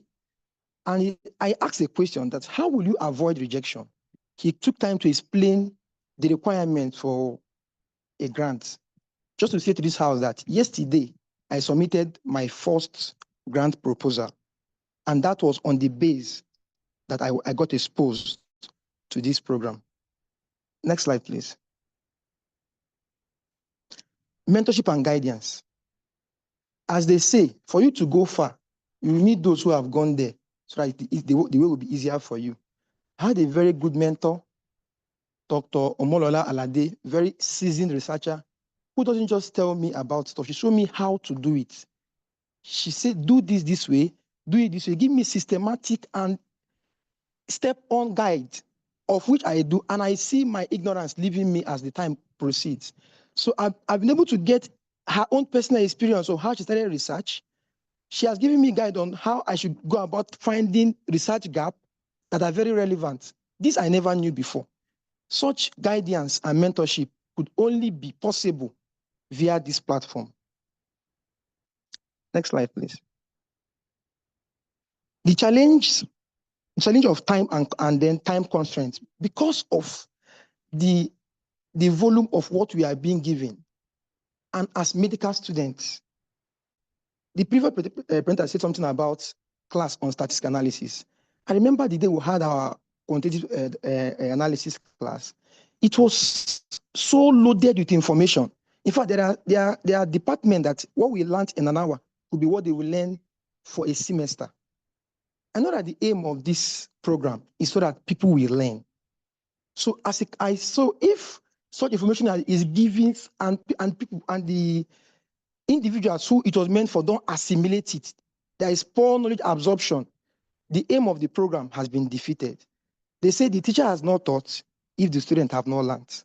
So it would be nice if somehow such programs should be maybe broken into subsections, and maybe assignments give, or maybe a test given at the end of the class, the same class, to know the student rate of assimilation of this information. These things are gold. What we are giving to us are gold, because I had a previous knowledge of it. So seeing where they give this information just in a platter, people might not value the kind of information given to them. To be able to tell us about parametric analysis, non-parametric data, describe variable, tell you when to do this. If we are able to assimilate up to 70% of what was taught in this program, I tell you, the world is not ready for our outcome. So anything that will be done to increase the absorption of this valuable lecture should be encouraged. Next slide, please. So recommendation. Based on our tight schedule as medical personnel, students who are just coming up. It would be nice if probably they reconsider the duration of this program, so as to accommodate more time for early career researchers, those who know little or nothing. The previous presenter said that there was this assumption of the baseline knowledge of the participants, which actually is true. So on that base, knowing that they know little to nothing at the initial stage, maybe little time will be given to them. Also, the completion of the manuscript pre-training shouldn't be the end or the deadline of the ongoing manuscript that is being written. Most of the time, before we are taught enough about chapter 1, introduction, literature review, methods, before you begin to understand the concept and begin to write, time has already gone. So it now puts you in you're now like in a divide where you have to meet up with time. And such time, you might be compelled to do the wrong thing. And that is not what we are taught in ethics. We want to make sure that we follow the pattern according to what has been taught. So if we can buy more time outside the program, maybe as we are going to be rounding up by November 2nd, if they can give us more time to carry out our manuscript, which was the aim initially when we started, that we end up writing a manuscript that should be published in a Q1 journal. Such require time. And we are not professional yet. We are coming up. So I would recommend if more time will be given to us. Next slide, please. So the scholarship program has been a pivotal turning point in my research journey. I'm grateful for the opportunity and skill that I've acquired so far. I've had a lot of ideas flowing after getting in contact with this research, with this manuscript research. I've met great minds, the network of people, scholars that this has brought my way. I never would have met them in life. I look forward to leveraging on these gains to make meaningful contribution to my field and to make this program proud. Thank you very much for your attention. Thank you very much for your presentation. Please, let's keep to time. We've far run out of time. So 016, please, quickly. Okay, good morning, sir. Good morning. Please share your slide. I'm on it already. Okay. I'm sorry, this information on the screen is hindering me from sharing, sir. Okay, which one is that? I'm not saying. Sorry. Which information? I'm not seeing the information. Okay. Sorry. You can go ahead now. Okay, sir. I'm trying to share my slide.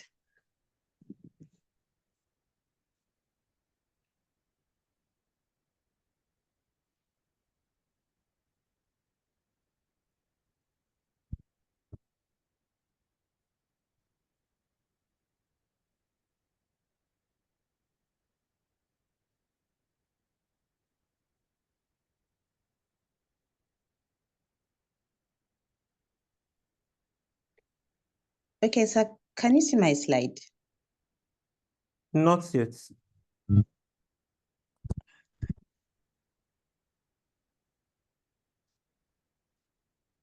Okay, if Okay, you sir, if you're having yes, difficulty, let me can you just help share me for out, you. sir? I'm having Yes, okay. difficulties. All right, I'm working on that, please. Okay, you have the screen.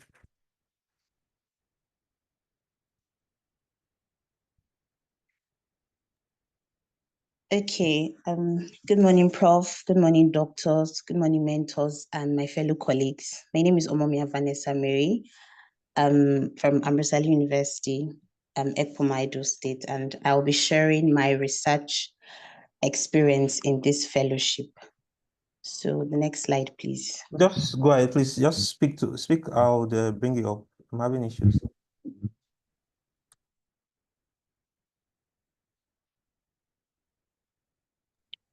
Hello, sir. Can you hear me? Yes, I can hear you. Can you just start your I said the introduction? next slide, please. Just a minute.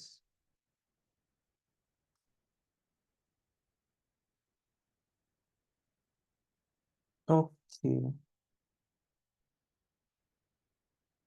Do you have a full screen now? Okay, yes. The next slide, please. No, we don't have a full screen. What about now? Yes, we have a full screen. Thank you for the. All right. Yes, sir. Okay, thank you very much, Sam. So part of the journey, they say, is the end, but I won't fail to share my journey in this fellowship. So the research writing experience for me, it's one I can't forget in a hurry. It's one I can't express with words, like I earlier stated in my slide. Being a virtual class, it really provided a conducive environment for learning, which most virtual classes don't have.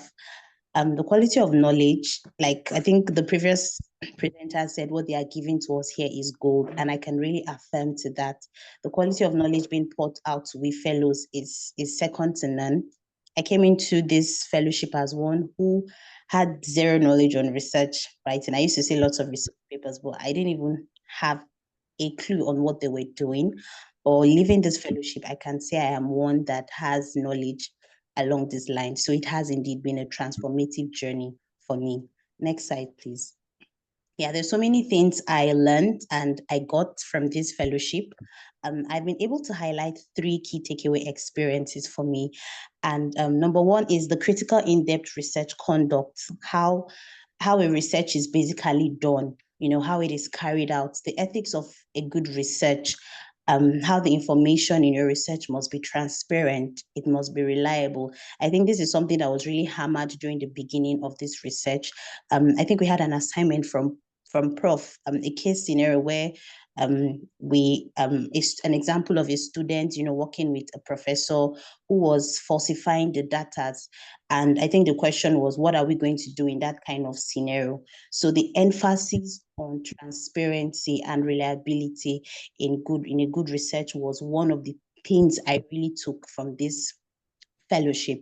And yes, how to select a good research question, I didn't even have a clue on that, but I learned that your question should be one that is not sending any message of harm, to people. It's not really sending anything that has to do with harming anyone. So I learned that. And of course, the research design, I like to call this the behind the scene of the research studies, the how to go about it.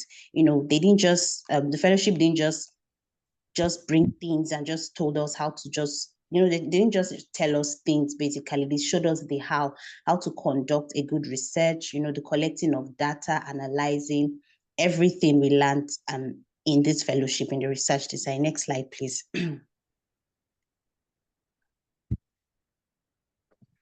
Yes, I also got to learn the pattern for writing, effective communication, how to communicate your studies effectively, how to break down complex ideas, making your studies clear and concise, breaking it down to the simplest form that anyone can actually understand. And this was actually an issue for me, communicating something in a very clear and simplest form that the next person could understand what I'm saying. But after this fellowship, I actually now know how to break down complex ideas and make it simple.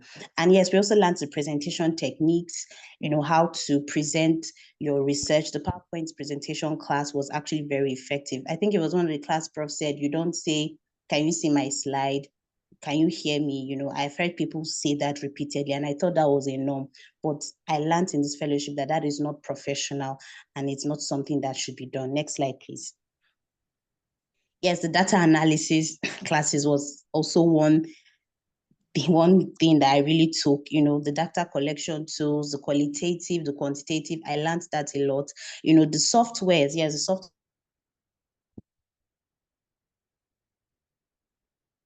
that are being used. I had the softwares. We are not data analysts, and I think it was one of the classes that both prof and doctor really emphasized on, that you don't even need to, you have to know this, because even if you're sending people out in the field to get the data for you, for the sake of transparency and reliability, you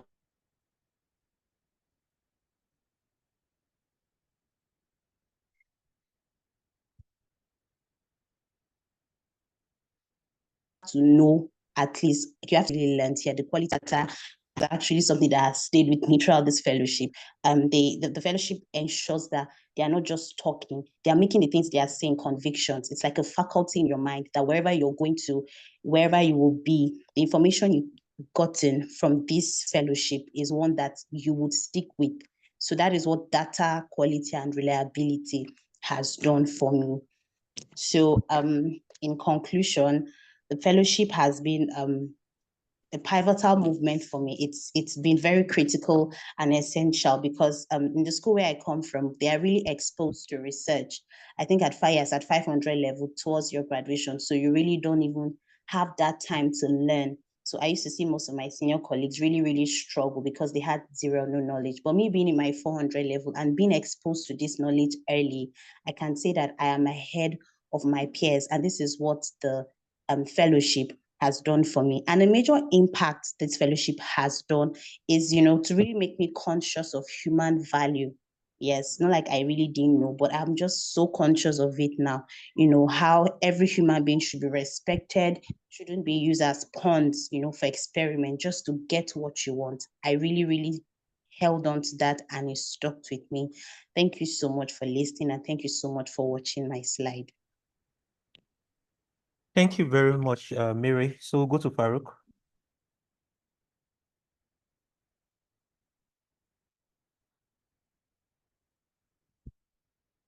Farouk, are you ready with your slide?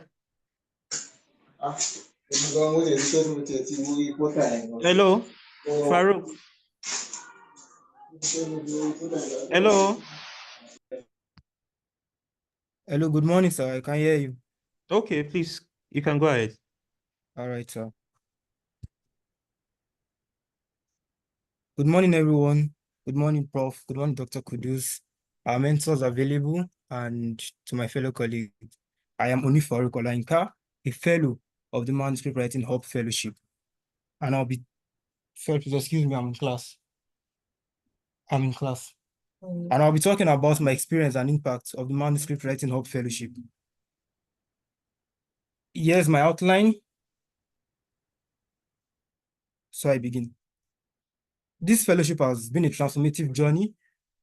It has given me the foundation for research work and manuscript writing. It has helped me, it has given the fundamental of becoming a better researcher and a better problem solver. I always seek opportunity in developing myself, in building my skills, and this training has been very, very fantastic. I've had challenges over the course of this training in balancing the fellowship training with clinical posting, particularly in meeting requirements for clinical postings, procedures in the clinics. Also, I've had school exams during the course of this training. These are factors that contribute to my challenges in the fellowship. Poor network services, unstable network, and unstable electricity, particularly here in Ondo State, also contributed to the challenges and keeping up with the fellowship training. However, I've had significant achievements over the course of this training. Better research design, organization for research design, the pathway, the guide, the foundation for research and manuscript writing, particularly for me that I have no prior knowledge in conducting research and in manuscript writing. This training has given me that ground to be able to improve myself and do better. I've been able to adapt to deadline, even with the workload of this training and in schoolwork. I've been able to complete assignments, both in academics, in school, and also in the training. More interestingly, in networking with fellows in the training and also on campuses with similar interests.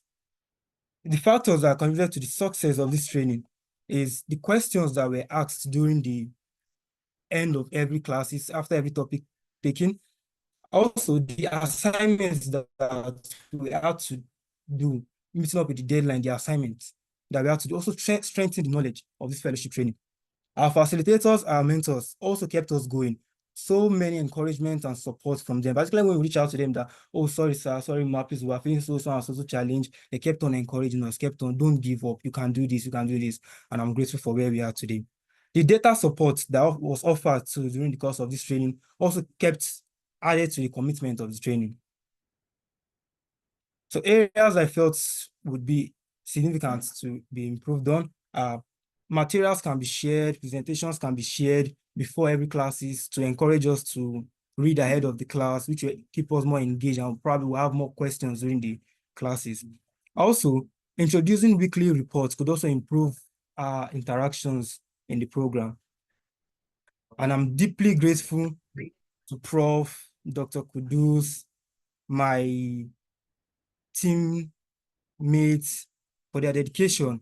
They are busy people, yes, and they kept on striving for us to be better in this field. I also like to acknowledge my mentor, Dr. Yemihon, my teammates, Grace and Biola. Their wisdom, patience, and support was fantastic. I'm really grateful. And thank you all for making this journey a meaningful one. The skill I've gained over the course of this training, I'll definitely make use of it. Thank you very much. Thank you, Farouk, for your presentation. Yeah, we'll take Emmanuel next. That's 018. Emmanuel, are you there?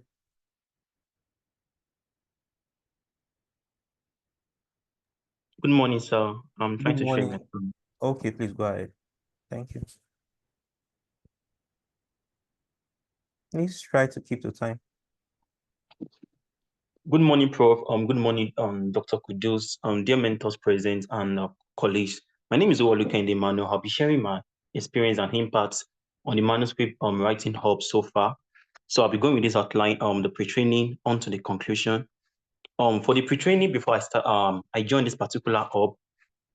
I had many questions to ask about research, and the interest was actually was there, but the skill to carry out a research, to come up with a manuscript was actually lacking, and trying to understand the steps to take in order to actually own the skill was frustrating along the way. Of course, joining the program, the experience so far has been a very beautiful one.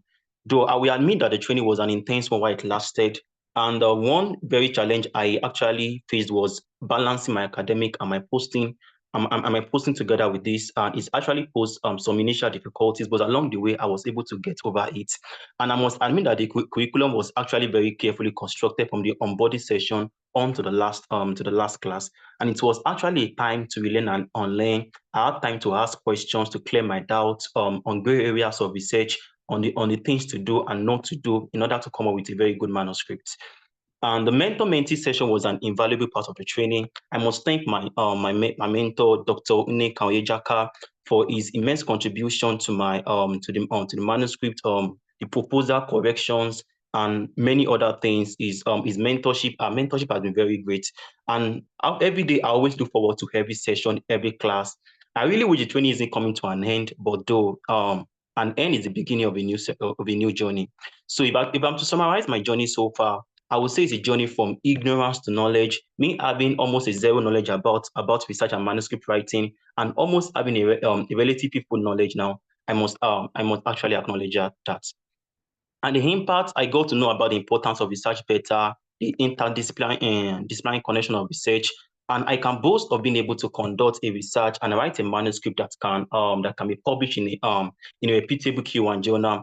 And the research and manuscript jargons make more sense to me now. I'm not just clueless about when I say particular manuscript, what is it talking about? I can actually point out what's wrong about this manuscript and even correct it.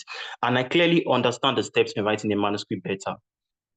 So also I can communicate my ideas well through interaction with fellow. And one very thing I learned is diligence and timeliness. This training encourage us to keep to time, submit assignment when due. I learned that along the way. So in conclusion, the manuscript training up has contributed in no little way to my knowledge in research. Though it was an intense one like what lasted, it really worth the time. Thank you very much for listening to me.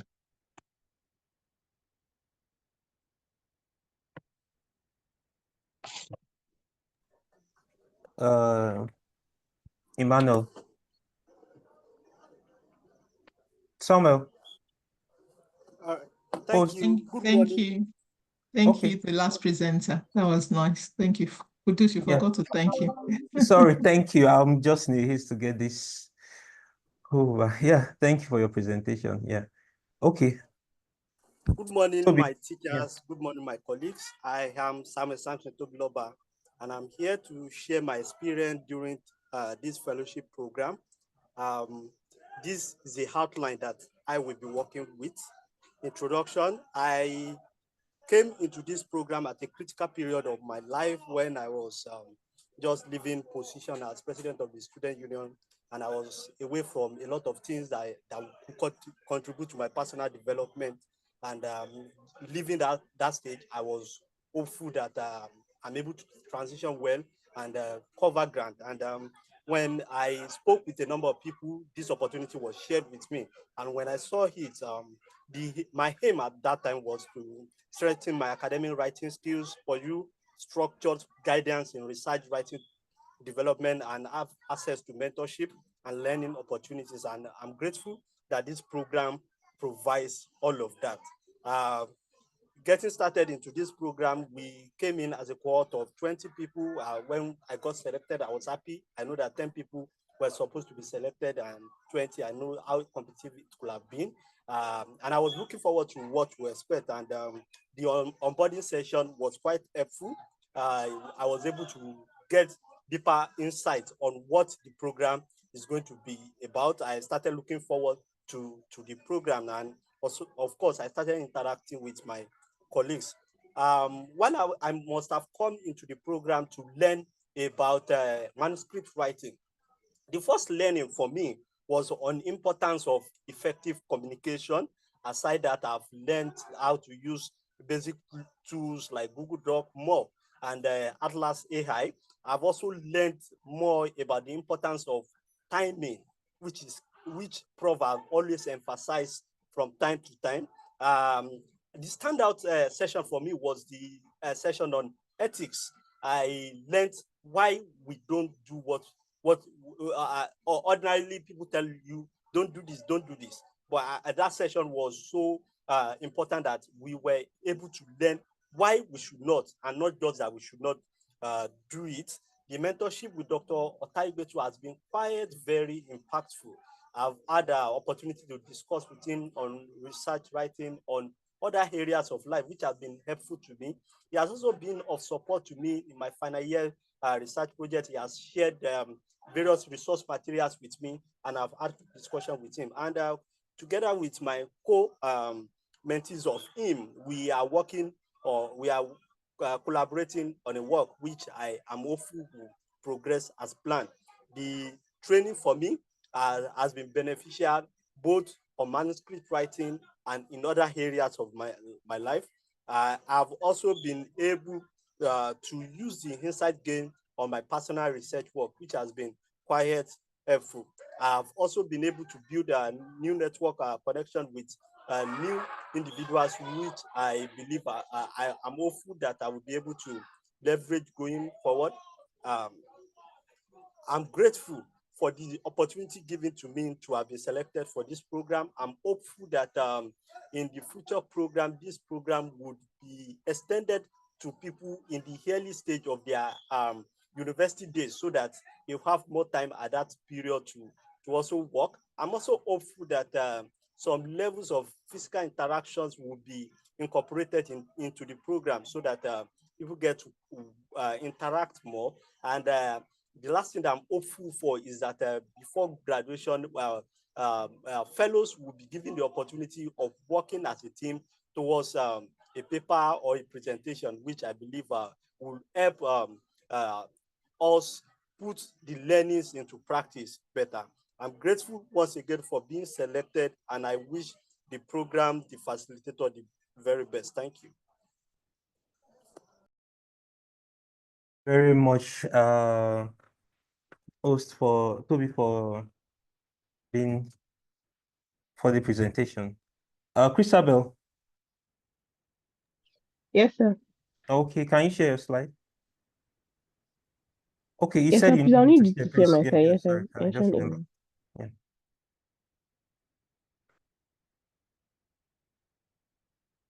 You can start your introduction while I bring up the slides. Sorry. All right. Thank you very much. Good morning, Prof. Good morning, faculty members and my colleagues. My name is Christabel Uchi-Oji, and I'm a final year medical student at the University of Ibadan. I'll be talking about my experience in the Mentorship Writing Hub program. I'll be introducing, next slide. I'm going to a brief introduction I'll talk about details of my experience and then I'll conclude. By introducing, I got introduced into research. I got exposed to research in 2020 during the COVID year after I listened to a session in school and I saw what my seniors were doing and I was like, why don't I just get involved with this? And then subsequently, I got involved with College Research and Innovation Hub, from which I got to know about this opportunity. So far in my next slide, so far in my experience on the manuscript writing hub, I've had better understanding of the rudiments of research and academic writing in general. The statistics classes especially stood out for me, and the abstract writing session stood out for me because I got to understand abstract writing better, and I was able to the assignment too was very straight to the point, and I was able to use what I learned from the class to actually review abstract. So now when I look at papers, I find myself subconsciously reviewing whether the abstract is good enough or not. And then I've also been able to lead research teams because the training I got from this program was able to better equip me and build my confidence to be able to lead research teams. I had a training session last week, which I sent the slides to the group. And then I've also led my classmates to work on publishing a work that we did during our obstetric and gynecology posting. And I would say that is thanks to this program. And then the mentorship, my mentor is Dr. Otaibe, and I think he's on this call. Thank you very much, sir. The mentorship sessions we had were life-changing, so to say. We talked about so many things, ranging from career paths to research and life and just a lot of things. And I'm grateful for that relationship that has been forged because of this program. Thank you very much, sir. So in conclusion, I'm really grateful for the time I've spent here, the skills I've gained, the relationship I've forged as well. Thank you to the organizers, Prof. Kupong, Dr. Lawal, for your dedication to teaching and mentorship. And I'm looking forward to making so much more impact. Thank you very much, everyone. Thank you very much. Abiona, you have 3 minutes to make your presentation if you are there now. I think I saw your message. Are you on? Okay, if Abiona is not on. She's Hello, here. Abiona, are you? Okay, please. But her mic is muted. I don't know if she wants to. She's muted. Okay. Yeah, ma. I've joined. All right. Please, can you make your presentation in the next 3 minutes? We need our It's not full. mentors. It's not full Okay. screen. It's not full screen. Okay. Is it now? Yes, it is now. Good morning, ma. Good morning, Dr. Kudus. Good morning, everybody. So I'm in Cotonou, South Africa, and I'm a 500 level student at Obafemi Awolowo University. So for my introduction, I would like to say that this has been a very eye-opening session for me because I've been interested in research, but I find it hard to actually get involved because I tried to join the research club in our school, but I was not accepted. So to learn it on my own, I've not been able to gain as much. So having someone to take me and put me step by step through each session of the program has been very enlightening. Especially for the abstract writing, I really gained a lot because when I see the abstract, I don't really know what's going on. So I learned a lot from the session on abstract writing and the methodology sessions too. To formulate the research question for a research, when people say they get this research question, I don't know. I don't find it easy to do that. So the breaking down of this into how to formulate the good research question and how the research question and research objective are related, it actually helped me to generate the research question that I'm currently using for the manuscripts that I'm writing now. Next slide. Next slide, please. Sorry, it's stuck, but you can speak on now. Try to move it. Okay. Okay. Okay, so for the methodology section has always been difficult part for me, but it feels like I don't understand what they are saying. So, but the way, because when Prof took us, the way she broke it down and let us know the most important part of the methodology section, which is your method, how you conducted the research, it really helped me too. So now I'm able to write a methodology section accurately, and the experience too, the hands-on experience of writing, actually, because I recently gave my paper to a small journal and it was accepted. So the hands-on experience was actually good, and how to reference too. I learned a lot on how to do that. The Harvard referencing style, especially from my mentor, Dr. Nika. So I just wanted to say that this program has been very helpful in increasing my research, my interest in research, and being able to have a mentor that can actually guide me in each of the steps I'm taking. Thank you very much. Very much, Taufikat, for your presentation. That will be the last presentation for the day. Thank you all for your feedback on your experiences, challenges, and recommendations. So very quickly, we'll take comments from our mentors on the call, then 1 or 2 feedback from the facilitator and the fellows, and we'll call it a day. So please, I would like all the mentors still on the call to give us 1 or 2 words. I would pick in no particular order based on the way it appears on the screen. Starting with Dr. Nneka. Over to you, ma'am.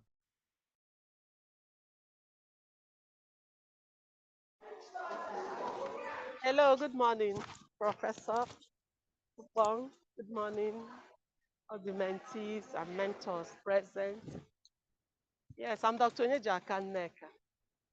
I've been on, however, I've not always followed up the Saturday teachings, but today I was able to join. I appreciate this program because even though we are mentors, it also gave us an opportunity to also mentor others and see what it is to practicalize all we've been learning in our own life. Then for the mentors that I was assigned to, they were doing their best. In fact, at times, they are even the ones that will call you or write to chat you up, and then you continue from where you stopped. And they've done so well. They are at the stage of submitting their works for ethical clearance and all that. And that I believe that they will be the great researchers we'll have in the future. I appreciate Professor Wong. I appreciate Kudus for all you do for our young ones. Thank you very much. Thank you very much, ma'am. And we appreciate what you've done for us. We really appreciate it a lot. Thank you very much. Dr. Yemi Handugbetere. Okay, good morning, everyone. Good morning, Prof. Opong, Dr. Lawal, my fellow mentors, and our mentees.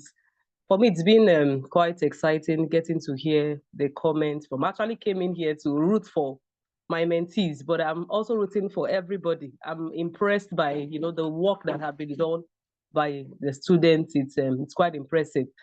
And just like Dr. Nneka said, it's also been a learning point for ourselves. And for me, I see it as a privilege. It's an opportunity that we are part of the crop of individuals that are coming up to build young minds, build a crop of researchers, not just diligent, excellent researchers for the country and Africa at large, and even the world.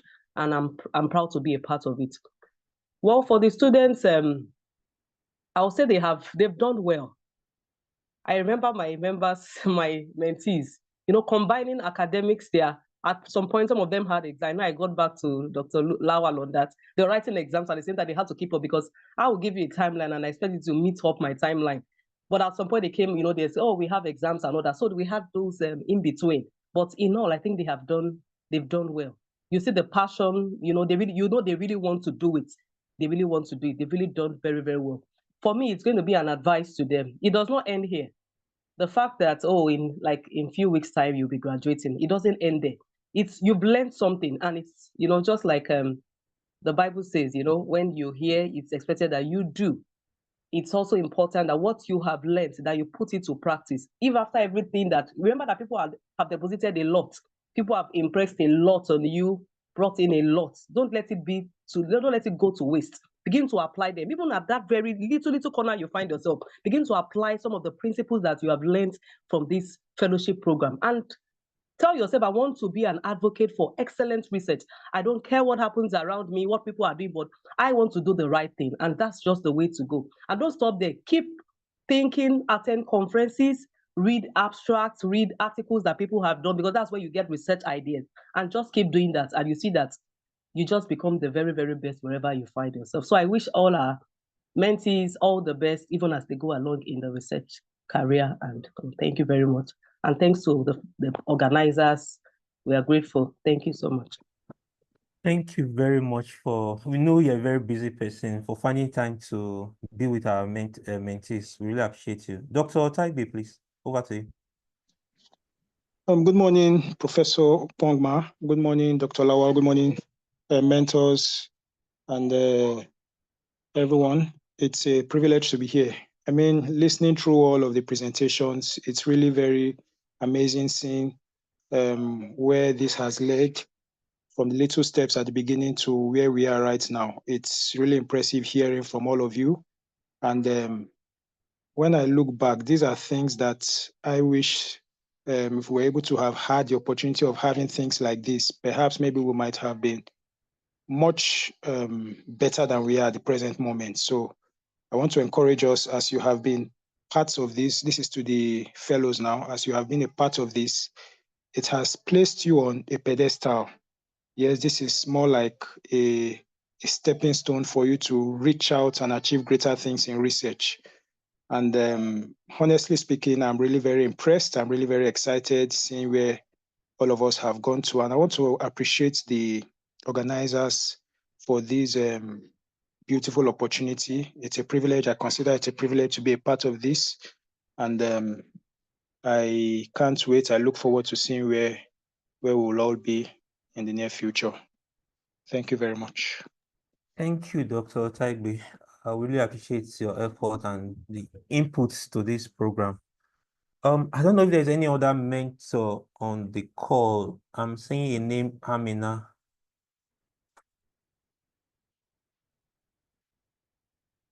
Someone logging in with, okay. Professor Priska asked us to join so that we could learn a thing or two from it. Okay. Thank you very much. I hope that's been helpful. Yes, sir. Thank you, sir. All right. Okay. All right. Yes. So, any feedback, any comments from any of the mentor, I mean, the mentee, the fellows, 1 or 2 words before I call in Prof to round up the day? It's been a very long day. Just general comments before I call in Prof to wrap it up. Okay, in the absence of any, I'll be calling on Prof to give the final remark for this session and look forward to meeting you guys at your graduation. Yeah, thank you very much. Yes, for me, it's been quite emotional. At times when I was listening, I was close to tears. To only imagine that this all started as a dream. And I think I heard one presentation that was talking about a dream. If there's any word I want to leave behind, it's about follow your dreams. Yeah, it all started as a dream. I can assure you we don't have a grant. We just felt we wanted to do this and we've moved it this far. By everyone being a part of it, I cannot thank our mentors enough. Thank you for the sacrifice. Thanks for the investment with your heart. Yeah, and thanks for making this possible. Mentees, God bless you. It's very heartwarming to know this has made an impact. It's also very heartwarming to hear about the abstract submission, manuscript submission. Even though the fellowship officially ends in 2 weeks' time, please, I would want you to continue to finish what you started. So if you started working together on a project, please, this is not the end. Remember, it's about teams. Teams are built everywhere. A few words about the issues you've raised. Thank you for those that gave feedbacks on how we can improve this program. You are The first we've done, we don't have an example. There might be examples everywhere in the world. We don't have an example to follow or to adapt. So you are the ones leading the way, helping us to create to what is new. The lessons we've learned for you will improve on the quad 2, quad 3, quad 4, quad 5, and probably quad 50 as the years evolve. To note that for many of you, I have a feeling that many of the references you were talking about, people assuming where you were from, has to do with the problem of statistics. I tell you, have been in this statistics class forever, and I'm still learning. Yes, I could feel the energy that there's an assumption, but statistics class is like that. You will be in statistics class for 10 years and you're still learning. Well, I can tell you one thing, that you were in that statistics class gives you 100 years advantage over someone that had never been in those statistics class. Even though it seems like miracle bamboozle, you don't have a clear understanding. What happens for you is to go to YouTube's and learn, or be in another statistics class. You see, the next class you go to in a statistics class, you cannot be starting from zero. You will not say, okay, I tell you, as I was in that class, this is how many years of my life I'm still learning. The next statistics class, by these same people, when Taiwo speaks, and I will still learn. I've been learning every single class that they teach, as if I was not there the first time. So don't feel bamboozled. Statistics class is always like that. Or choose, at least in each of the class, to learn one new thing. And it's critical because many people flunk on this level. You do a wrong design, a wrong analysis, that's the end. Why? Because you can't start again. So as one of you has highlighted, the methodology is great. I hear you about inflexibility, but based on experience, you can't allow flexibility. There's some flexibilities that are possible, but there's some that's not possible. Changing the time, I've experienced that. I've done manuscript writing forever. Every single class I have taken in my life where I was flexible with time, we never finished the classes. Never. Till today. Even there was one that we had to send their money back. So I've learned. Stick with time. If you can adjust, which is what is discipline. Adjust. If it's important to you, you adjust. And I tell, I laugh. When people say they don't have time, believe me, you would realize in another 5 years that you had time. You ask any of your mentors. The greatest time you have as a medical practitioner is when you are a student. The greatest time, when you become house officer, you will now look back. I had time as a student. When you become a resident, time as an house officer, you have time. And it's a laxity. I thank God for learning from those that you have to adjust. There's some things you have to let go. When everybody is playing 2 hours, you play 1 hour. That you can't manage assignments and your time in class and your clinical posting, you're not ready for life. Life requires those adjustments, including prioritizing what is important. I was hoping, and I'm glad this was one of the lessons about the inflexibility, about the time, about following instructions. If you could acquire that in the 6 months, you are good to go in life. If you yourself, it's not the program that is flexible, it's you that has to be flexible for what it is you want to achieve. The programs, nothing in life is flexible for you. You have to be flexible to get your goals and achievement. So thanks for all of you that made it happen. Thanks for keeping assignments. Assignments may mean that rather than sleep 8 hours, you will sleep 4 hours. There is no great researcher on this planet Earth that sleeps 68 hours a day. Go and ask all of them. There is none. They don't sleep 8 hours a day. I'm taking a holiday now, and I'm teaching my brain to relax. I'm teaching, it's reprogramming, because I normally sleep 4 hours a day, and I don't have high blood pressure, and I don't have diabetes. I don't have any medical problem. It's about programming for what you want to be. Thank you for staying there and choosing to be great people. Just to note that even at the end of this program, officially tomorrow, in 2 weeks' time, it isn't the end of the program. We plan to bring 10 of you. And the 10, unfortunately, we can't bring 20, but at the same time, we have to reward those that have done exceptionally well, including those that have chosen to do their assignments, even when it was impossible. And when they say 3 days and 2 days, we'll be choosing 10 persons as much as possible with to balance gender and bring you for the bioethics conference. We'll also be saying thank you to all our mentors for the bioethics conference. The bioethics conference organizers have agreed to host a pre-conference for us, so the 20 of us. 20, that means the 10 mentees, the mentors, as well as the facilitators will have an opportunity to meet fantastic, great minds at this ethics conference. So they've given us a slot where they will be engaging with us. We've talked with them. We will fund your accommodation and feeding. We hope you will be able to fund your travels. Once again, we are looking for the money as if there's any grant, but the conference organizers will be supporting us through this. So you will get free accommodation, you will get free feeding, but we will ask you to please plan for your travels. The venue is Lagos. The program is coming up in December. We'll send you the time. So I hope it gives you enough time to please plan for your travel. We look forward to you being there. And finally, one of the things I'll be doing with you going on for the next 1 year or what of opportunity is to officially do a peer review with each one of you. Kudus and myself will look for official opportunities to review manuscripts in a Q1, Q2 or Scopus Index journal, where we are invited as reviewers, and then we will match with you as a young scholar to do that official review so that your name also gets registered in these journals as skilled peer reviewers. Some journals do allow that your mentees join you to review and you are named officially in this space as a peer reviewer. Of course, going forward, it should also mean that you have already registered, you've done your Publon registration, you've done your Web of Science registration as researchers. You must have an idea as a researcher. So please ensure if you've not done that, you do that. On that note, I want to thank you for the gratifying experience. I'm sure I was hoping the mentors will give comments, but I hope, Pelumi, you learned.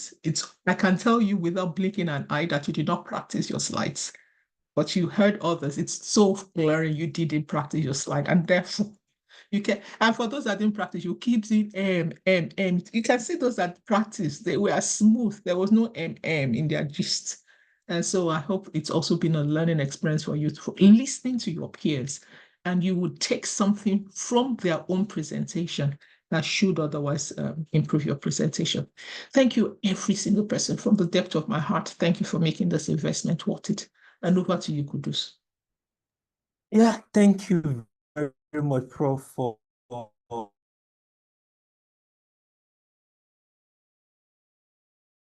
she kept pushing us, and there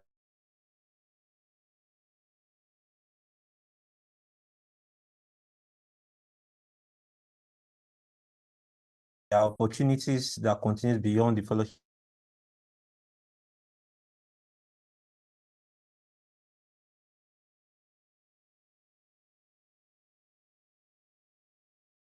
Some of you have to present on the day of graduation. We'll also be calling on some of our mentors who will also make some presentation or speak on the day of the graduation. I look forward to an exciting graduation and